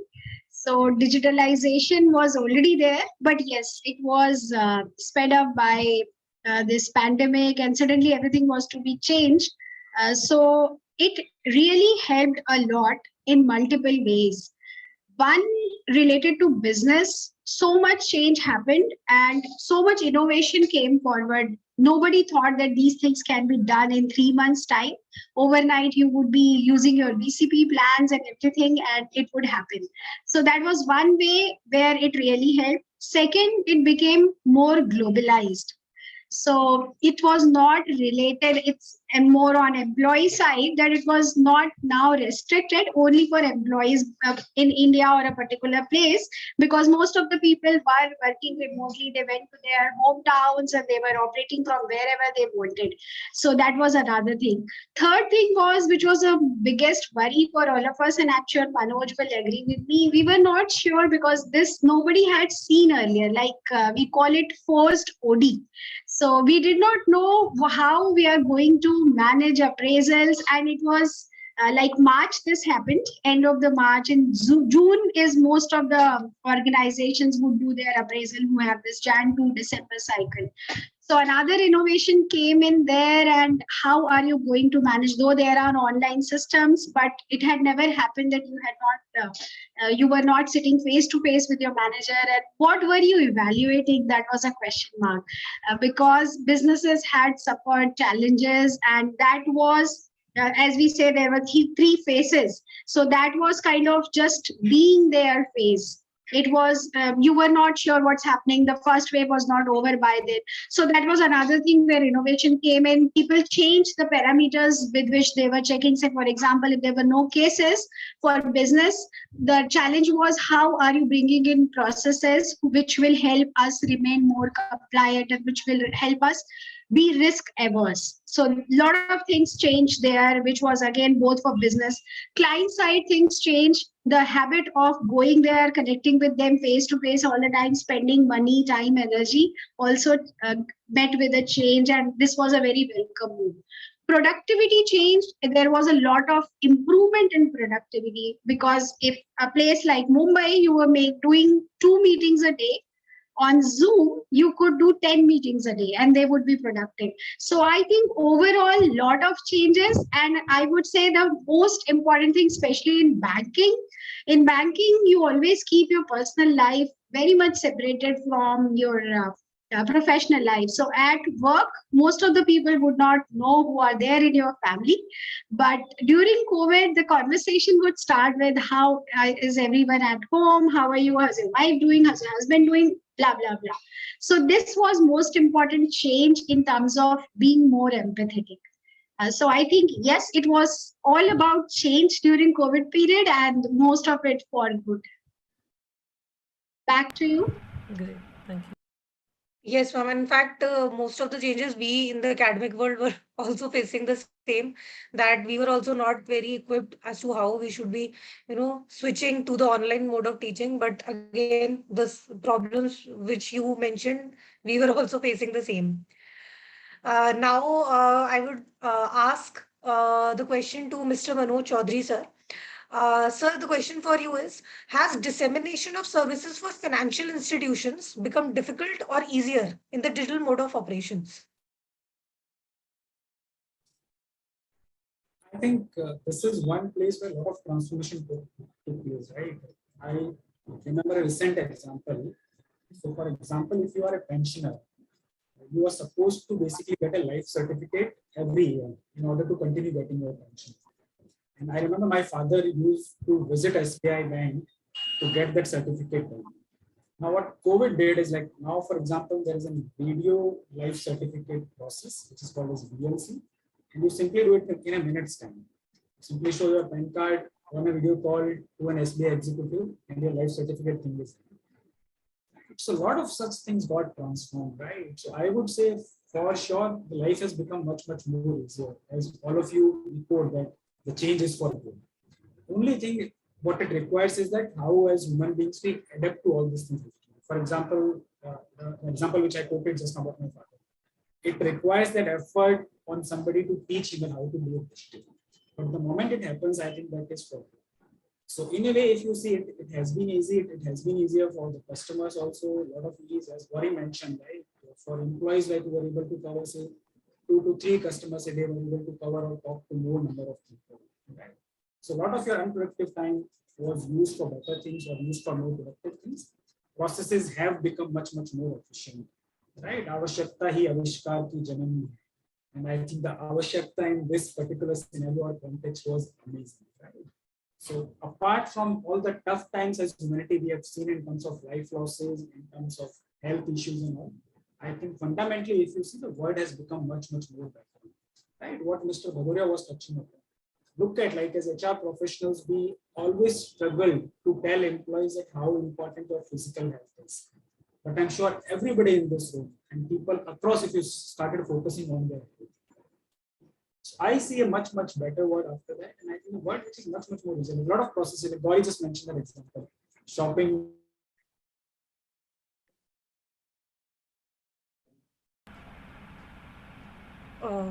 I think, sir, there is some internet connectivity issue. Your video has freezed.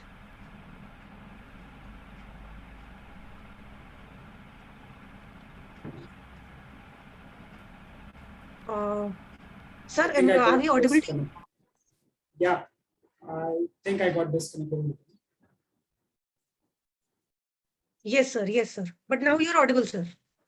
Yeah. So yeah, I would end by saying that it's important to maintain that balance. While processes have become digital, we should not lose that human touch. So as human beings, we should ensure to maintain a balance between the two. While we are shopping our mobile phones online, Gauri, you have to ensure that you meet me at Windsor very soon.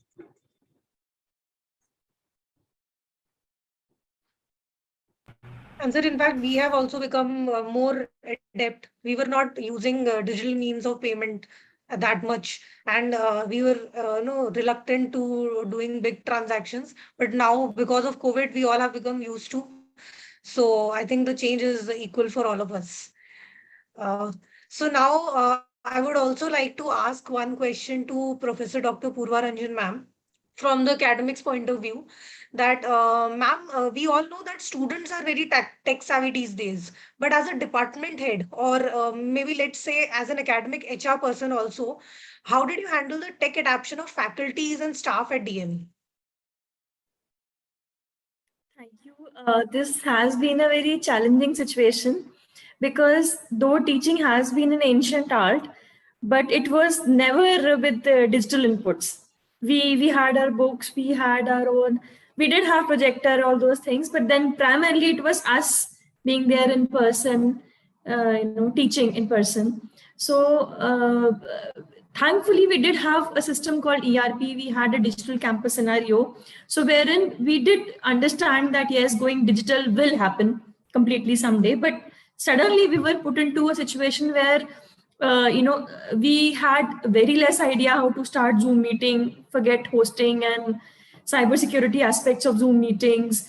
We had faced situations where there have been Zoom bombings into events where, a certain type of people who were finding pleasure to enter the classes and disrupt the classes. And we used to look into tutorials and see what mechanism is to stop these things to be done. So I think that now definitely we have come a very, we are now expert in conducting events, conferences, connecting globally. But yes, I do feel that the fresh generation of teachers who are now planning to be, they should, along with their degrees, along with their certification, they should be equally digitally adapt. They should know a lot of new tools, whether they have to conduct quiz online, have collaborative projects. So a lot of things I believe should be part of training the teachers, apart from giving them the regular FDPs and MDPs. So we've been doing it extensively at college. We've been able to bring up the digital edge in our already excellent teaching edge. So those two things are required at the same time. So now when we are holding interviews, and the most common question that we put across is what all teaching softwares you are skilled in, what all teaching digital methods that you are aware. For example, if it's a subject called statistics, how will you handle it digitally? Because subjects like accounts and finance and all these things require to actually look into what the child is writing in the copy and whether he is able to solve it or not. Because when we are in the class, we kind of look at the face of the child, and looking into his eyes, we know कि इसको तो समझ में नहीं आया या इसको एक बार और बताना है. So those, like, that having human eye contact is very, very important. So yes, we are trying to find ways to add the human touch to technology, and to making it more relevant in the present scenario. That's one thing. And like Mr. Manoj said, that people should meet, and so we've been like I would say the same to Gauri, that let's meet someday over a cup of coffee, because it's actually kind of an anniversary meeting that we are having today. We met 1 year back, and GSMC meeting again. Professor Rao from Sri Lanka is with us. We are meeting again only online. So had it been some better times, I would have traveled to his beautiful country, met him in person, spent time with his family, So those things we are missing. So the aspect of being there, showing up, is no longer there. I mean, we are literally begging people, come online, show your face online, be there. So how do we know that they're there for us? How to know that they are there despite not being physically present? So being there, showing up has changed.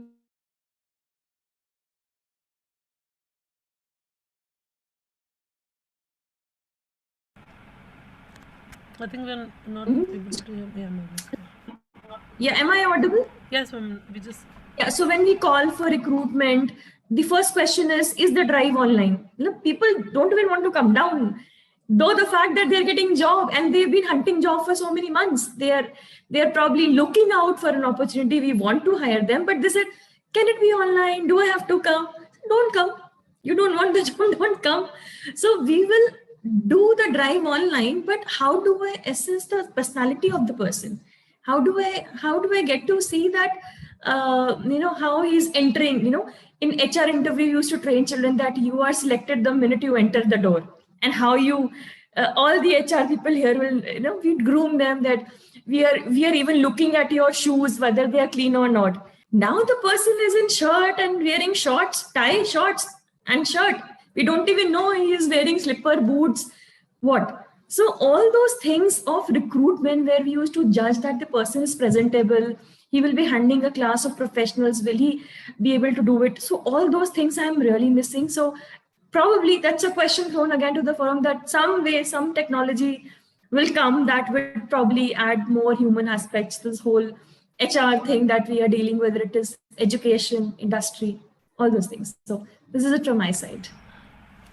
Thank you, ma'am. It was well explained, and definitely human touch, as we say, that is very much required when it comes to gestures, body languages. That's what we teach in HR and organizational behavior. Anyhow, I don't see that happening in the virtual world, unfortunately, but I suppose we have to find a way out there. Today we also have Professor Nagalingam Nagendra Kumar. He is an associate dean with SLIIT Business School, Sri Lanka. So, sir, I request you to put across one question for you as well. I'll just, my question towards you would be, frequent burnouts and work-related stress from work from home has taken a toll on mental health of the employees. How do you think we should address this problem in an efficient manner? Thank you. Thank you, Dr. Seema. And it's a well-organized question, I would say. So when you see now, we are compelled. Am I audible first? Yes, sir. So we are compelled to go online. We are compelled to digitize. So we never got into this system on our own will. That is the first thing that we have to think about. So we were compelled. Still, since the COVID is there, since that fear is there, we are going online. Otherwise, we will not. I am very sure about it. If this fear goes away, all will be back to the normal system. But still a danger is there, where the generation that we are dealing with now is millennials, and they are highly exposed to the IT. Sometimes the danger is there. They will not revert back to the normal system. They will not. So that is the first mental agony that the academics that we have. That is the first mental agony that we have. So how we are going to train our students? That is our first stress. Whether online training that we are giving to our students are sufficiently taking the students to the industry. We may be having the, what I can say, digitized industrial visit and all these things, but whether that industrial visits are enough for us to make our students ready for the industry and face the challenges at the industry. That is one question. Give me 1 second. Right. So that stress is there with me, especially all the academics, we are facing the same stress. And when we come to the common aspect of digitization and work from home and the health conditions of the workers, those who are working from home, yes, of course. So there are many factors which affect the work-life balance of the new normal.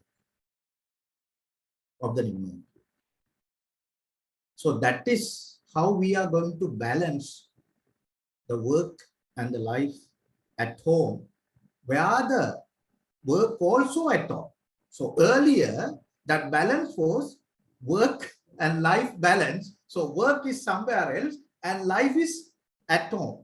But now the work and the life are in the both are in all are in the one place, and now we want to balance. Two different scenarios, keep that in mind. Two different scenarios. So that is a high,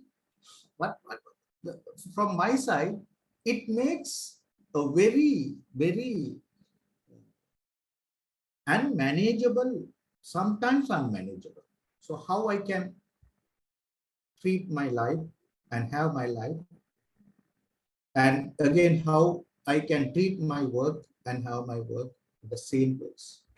It's a very no one can say that I am very happy with this mode of life. No, that is we are not happy, you see. So here the human touch is going away and tech touch is coming in. Tech touch comes in and human touch goes out. So Dr. Purva Ranjan very clearly said, when we are doing interviews, right? So we look at every aspect of the candidate, every aspect of the candidate. But now, is it possible for us to do that? Whether we are sure about that we are hiring the correct person to the correct job? No, we are not sure about it. So now I am with this attire, and as Purva Ranjan said, can you very correctly say how I am, my down level is, how my down level is attire? Can you say that? So please understand, the human touch goes out and the tech touch comes in, right? That is first stress that the people are having, right? This, for me, again, I am telling, and I don't know whether I have answered you. My answer, the last sentence as an answer is that this new normal again will go to the normal. Again will go to the normal, but in a hybrid mode. I'm very sure about it. In a hybrid mode, not like this. Thank you very much. Have I answered your question? Yes, sir, truly. Thank you, Dr. Pooja. Yes, sir. Actually, in fact, the demarcation between work life and home life has actually gone. So we are also waiting to come in the physical mode and really see our students and whether they are understanding. And in fact, obviously, the physical offline interviews, all those things will definitely help us to get back on track. So now I would request Mr. Manoj Chaudhary again to answer another question for us. Sir, the ongoing pandemic has also endangered the financial hardships to the major parts of the world of the population.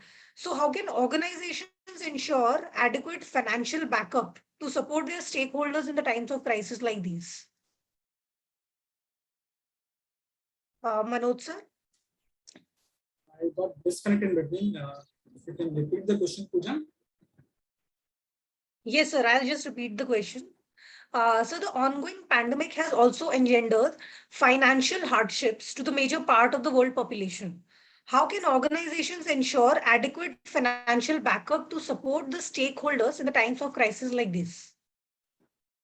So I think there's a right saying that you don't prepare for a crisis when the crisis is there. Preparation has to happen much earlier. And whenever it comes to finances, I think again there's a saying that always save for the rainy day. So same thing holds true for any individual, any family, any organization, any institution, or any society. From an organization standpoint, if you see, most of the mature organizations will have certain means or mechanism to react to crisis. Right? Like, for example, you will have your Mediclaim insurances, you will have your life insurances, and if you see, all of that actually helped a lot in the last 18 months when there was a lot of medical issues were there, or even when we lost lives. I think a lot of help came through that. Right? Along with that, as I said, as an organization, you have a larger responsibility towards society. Right? And I think we, India as a country, were able to handle this entire thing well, because as a society, as a culture, I think everybody came forward. Like, in whatever way any individual can help, they came forward, right? And ultimately, these individuals form organizations. Right? I think within organizations, there were a lot of campaigns which were there, right? As Edelweiss, we have Edelgive Foundation, which is there, right? They were partnering with multiple NGOs to provide meals to people who were stuck with COVID. So I think all those things actually help. So most important aspect is that as an organization or as an individual, how do you prepare for the crisis much well in advance? And I think we saw all of that playing out even in the current crisis.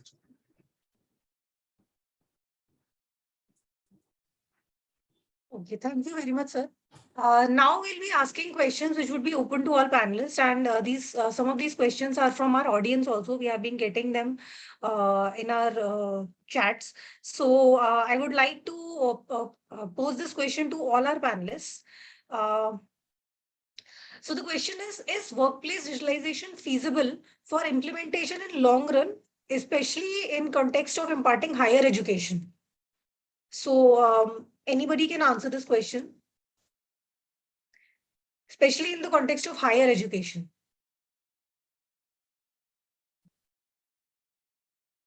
What is the question? Sir, I'll just repeat the question.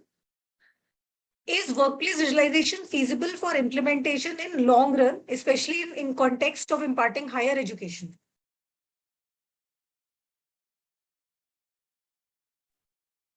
Okay, so students want to know whether they will be continuously getting this online mode education or not. Right. I think it would be unfortunate if this continues like this, because one of the most important way to learn is observational learning, which is a different stream in psychology, and that becomes a very important way to look at people, observe them, and then how they sit, how they show up, how they talk, even that becomes very important. And the network that we have, like Manoj said, we are going to meet very soon. We are in the same city and we have not met, and Dr. Purva also.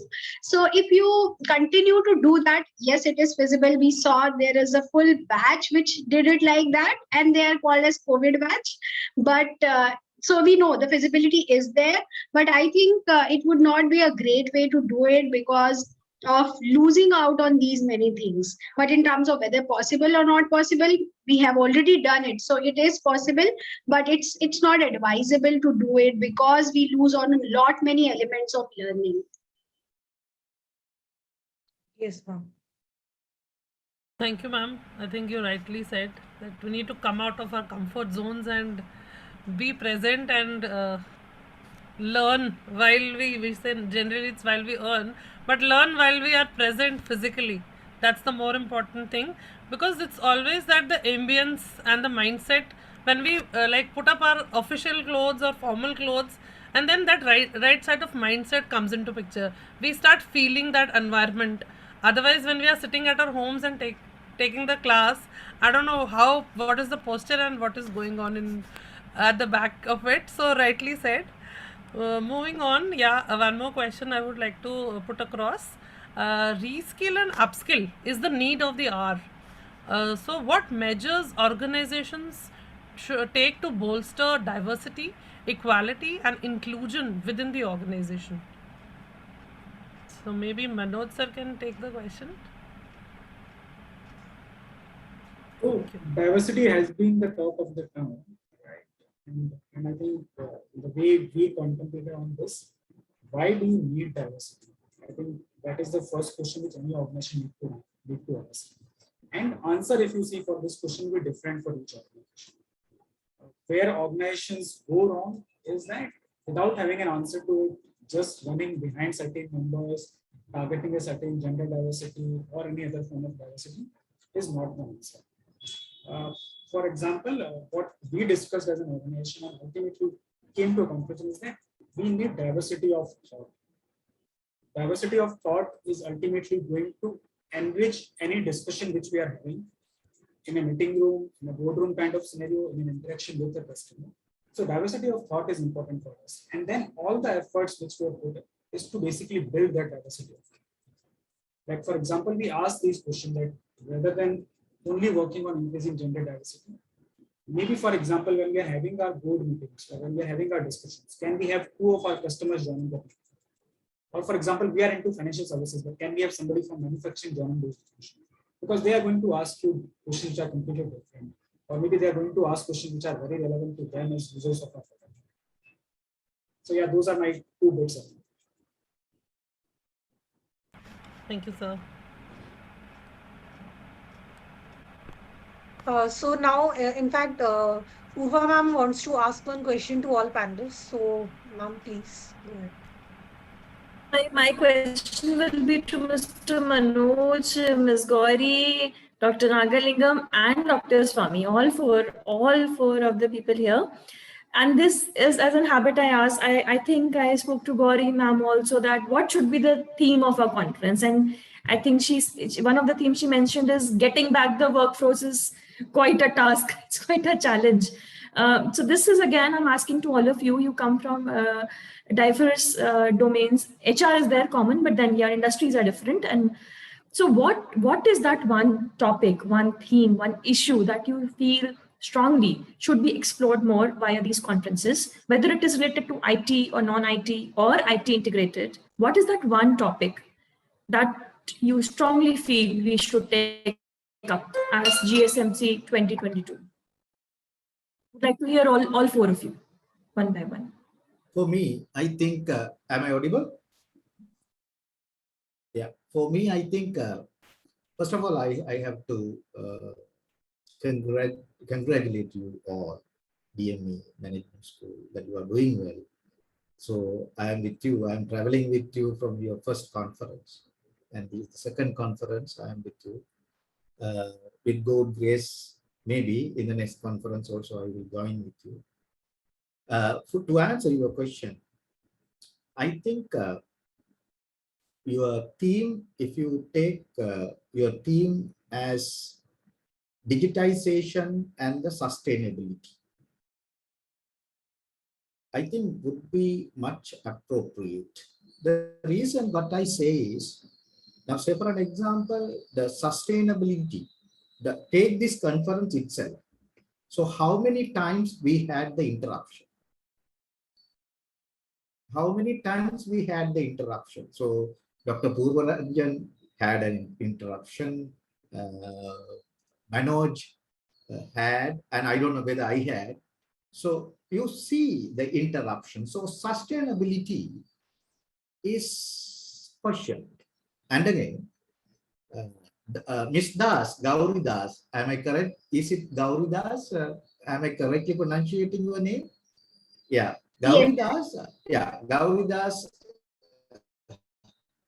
Her theme of talk was SMEs and startups. So if we continue this platform, digitization, and go forward, it's good. It's good. We have to do that. But my question is, if we continue like this, so there are big companies in the world. So those big companies, they may have the chance of accessing the people anywhere, anytime. So my question is whether these new startups and the SMEs are in a position to compete with these big giants. So there also sustainability is in question. And again, if you take the human side, the work-life balance, stress, and all these things, the mental health and all these things. Again, the sustainability of the societal units are in danger now. The families, there are many divorce cases in many countries now, recorded. So the base, the foundation of the society, that unit is in danger now. Since of this platform, and again the work-life balance issue and the stress.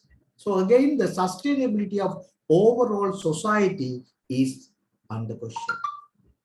So why don't you have the digitization and the sustainability? You may be having some other wording also added, but I don't know. This is my suggestion.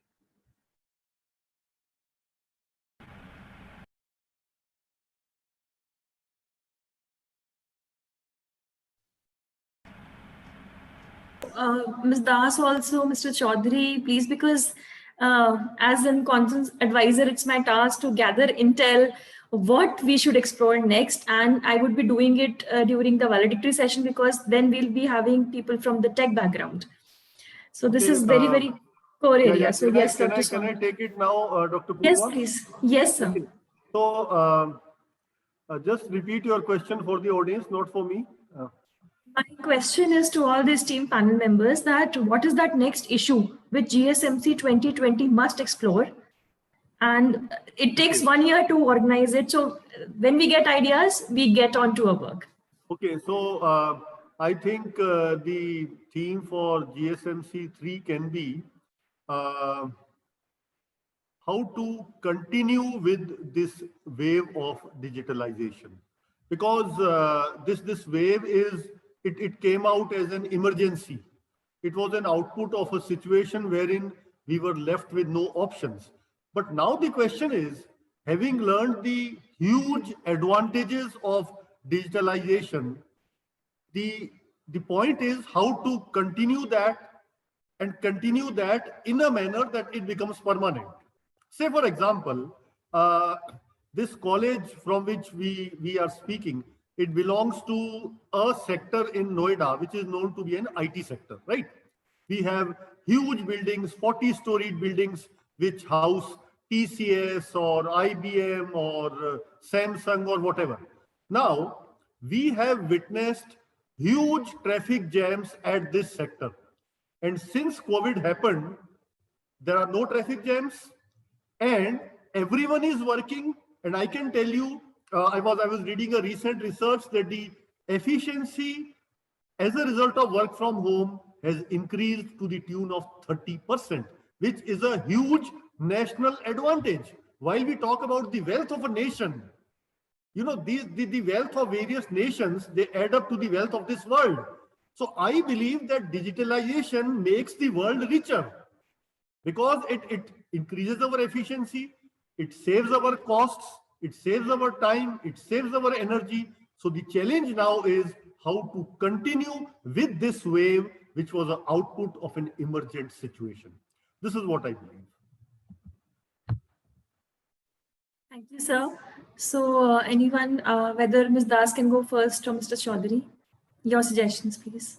Yeah, I think talking about all 8 dimensions of wellness should be need of the hour, because now again it's a transition time. We came to this online world, and like Dr. Swami said, that how to continue with this momentum. So that's another added challenge. Now going back to office is a challenge for everyone. For me also personally, it's a challenge.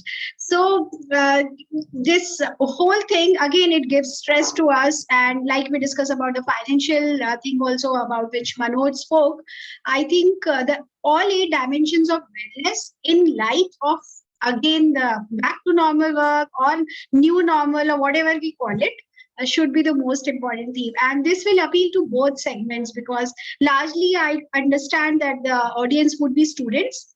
So this would be a life skill for them, because this is what we really need every now and then. And for us, for professionals, for people like Professor Nagendran, also it would be important because things are changing. So I think wellness should be one of the things. Yeah, because when we say what Dr. Swami emphasized, that the efficiency is increasing, but it should not be at the cost of wellness. It should not be at the cost of burnout. It shouldn't be at the cost of divorces. What, work from home made us spend a lot of time with our spouses. Either it saved some marriages or it ended some marriages. So we don't know which way. So efficiency, not at the cost of overall wellness. So that is probably, again, we are moving towards sustainable digitalization in all aspects. Yeah, and I think you got a very good title just now you mentioned it. Yeah, because that's what I'm supposed to do. So previous 2020 was exploring hybrid modes of working, and we explored what all things we can do. This is again a workplace new digitalizations. So now moving on towards probably an overall sustainable ecosystem. We'll add on to what Mr. Manoj will tell us, and then this will give us a comprehensive idea of 2022. So over to you, Manoj. So I think while I was listening to Mr. Ravikant, Gauri, there was an interesting study which was done, I think, somewhere around 2010, 2012. And that point of time, it asked employees that which place are you most productive? And the assumption was that answer for most of the people should be offices, because offices have the infrastructure, you have a chair, you have a table, you have proper systems, technology out there. But 70 to 80% of the respondents actually say that they are most productive when they are operating from, say, the balcony of their house, or when they go to a resort and work from there. So which was a surprise in itself, right? And then the follow-up question was that why do you say so? Why you are not most efficient at work? And that's where the most interesting insight lies. They said there are 3 hindrances which are there at work. First one being manager, second one being mails, and third one being meetings. If you see all these 3 things, what they were doing is they are distracting the person and not letting the person to focus on work. For example, in office, you're working on something, the manager will walk to your desk and say, stop this right now, we work on something like this. Or maybe you're working on something and 2 mails will pop up asking you to again do something which is more urgent. Or maybe most of the time you are spending in certain meetings. Now, this is very interesting. This study was somewhere around 2010, 2012. But even after this study, if you see, organizations were not ready to move to homes. They moved to homes in COVID scenario, and you saw that number out there, the 30% increase in efficiency or productivity is out there. Now coming to your question, Guru, I just wanted that it's important to mention this, that a lot of times if you see, we already know the insights. We have the knowledge with us. But unless and until a situation forces us, we don't take action in light of that. Now, I think I will link to what all 3 said, and I have only one word for that, and which is happiness. Building successful organization, building successful society, building sustainable organization, building a world which is free of all challenges, which is free of all issues. Ultimately, what you are trying to achieve, you are trying to create a happy world, a happy society. And I think that should be the beginning point in itself. We all know ultimately why are we earning? Why are we working? Right? Ultimately, you want to ensure that somewhere I should be happy, right?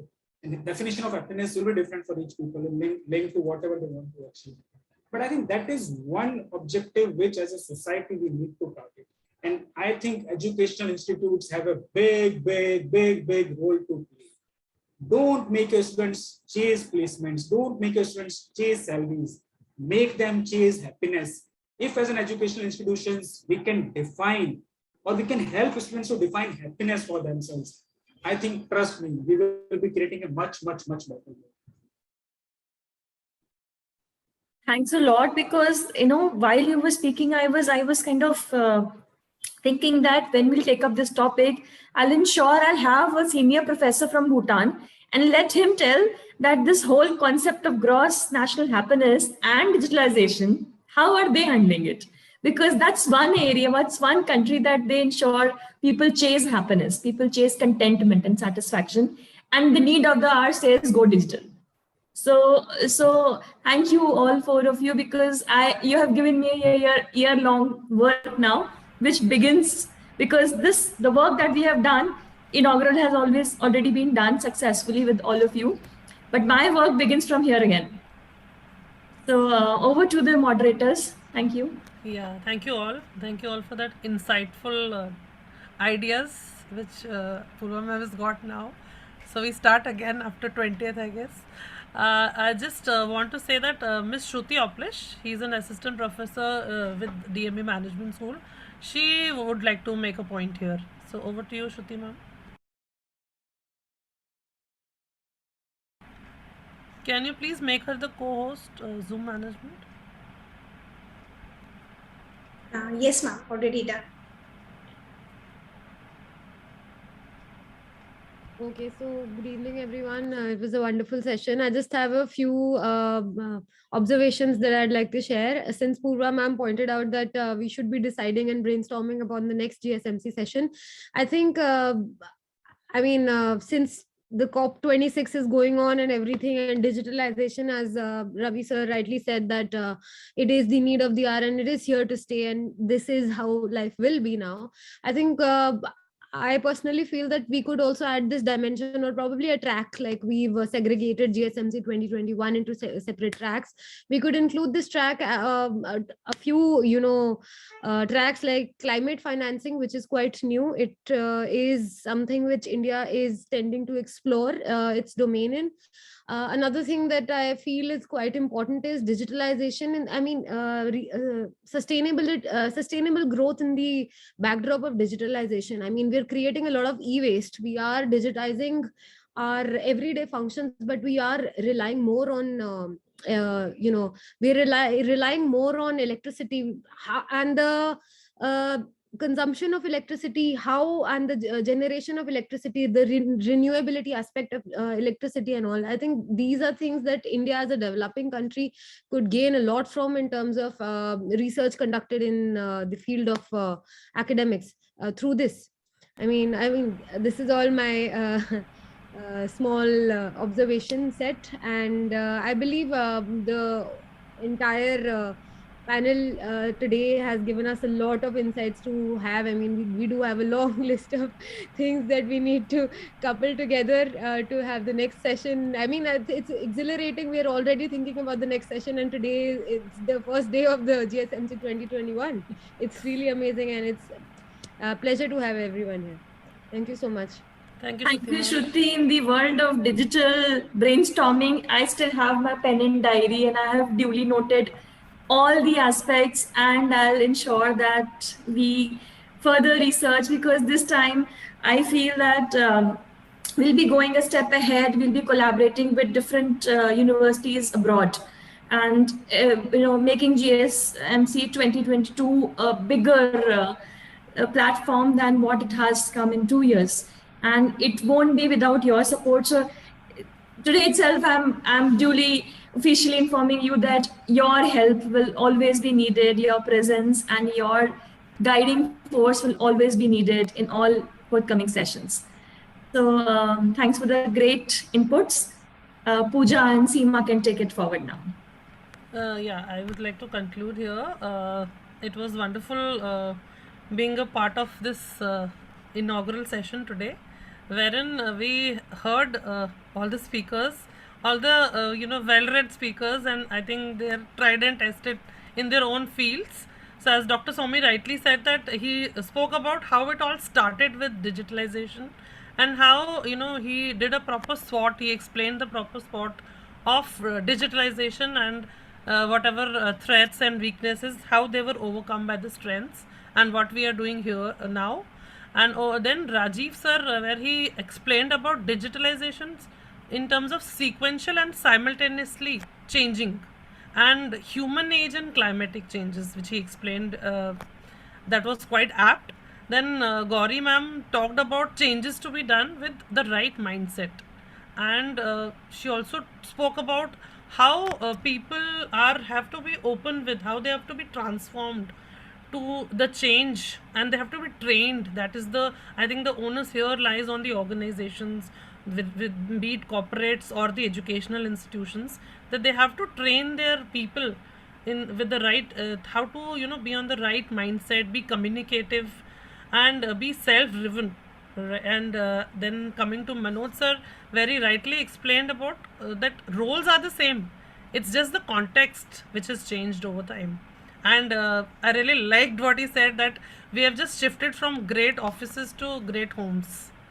That was quite well said, sir. Thank you for that. And Purva ma'am said that we need to upgrade our faculties in terms of, they have to, if they want a job, then definitely they have to come forward, break that, virtual thing, when obviously when everything is fine now, and when things are getting back to shape. And not last but not the least, where Professor Nagendra said that it's just the fear that of this scenario, that and that we are hiding behind the cameras. That's what I can say. And he was very right in saying human touch should not go away, and tech touch should not take it over. So yes, that brings us towards the end of this today's inaugural session. I, Dr. Seema, Associate Professor for DME Management School, I feel humbled and honored to present the vote of thanks to all of you. I extend my gratitude to all the eminent speakers here who graced our occasion today's HR conclave, subsumed under the umbrella of GSMC 2021. Thank you all. And here I would also like to obviously looking forward to many more events where we would request you to be guests. Also, the throwing more insights on other aspects as well. And also thanking our Vice Chairman, Mr. Aman Sani, sir, who could not make it here today. Director, sir, Director DME, Professor Dr. Ravikant Swami, and DME Management, who are the backbone of the college. Not to forget the brain child, whose brainchild is GSMC, that is Dr. Purva Ranjan. Thank you, ma'am. Thank you for all your support and guidance. That is 24/7, which I should say. I thank all the faculty members of DMS here, and special thanks to Mr. Anmol sir, who has contributed largely to make these creatives and posters for us to bring in this virtual conference alive. Otherwise, it wouldn't be so. I think with these all colorful and all creatives and posters, it wouldn't come so alive when we are being virtual. And thanks to our Zoom management for today. Last but not the least, today's special audience, academicians, budding youth, our own students, our children. I think you guys have got something new insight and new takeaways from today's session. So thank you all. Wish to see you soon. Thank you so much. Dr. Seema, I would like to add something to our eminent guests that we shall be sharing the recording of the session, the newsletter coverage, all these certificates duly within 7 days of today's event. And we shall be in touch with you wherever we need your advice in terms of your industry inputs and academics. So we shall be in touch. And to Professor Nagarlingam, we are looking forward to your session in the fintech area. So we are going to meet again for your expertise in the panel as a panel chair. So thank you all for gracing this occasion. Thank you so much.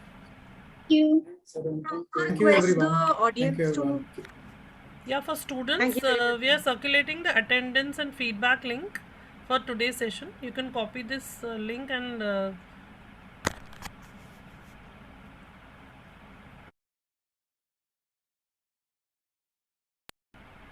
thank you all. Thank you all. Thank you, everyone. Thank you.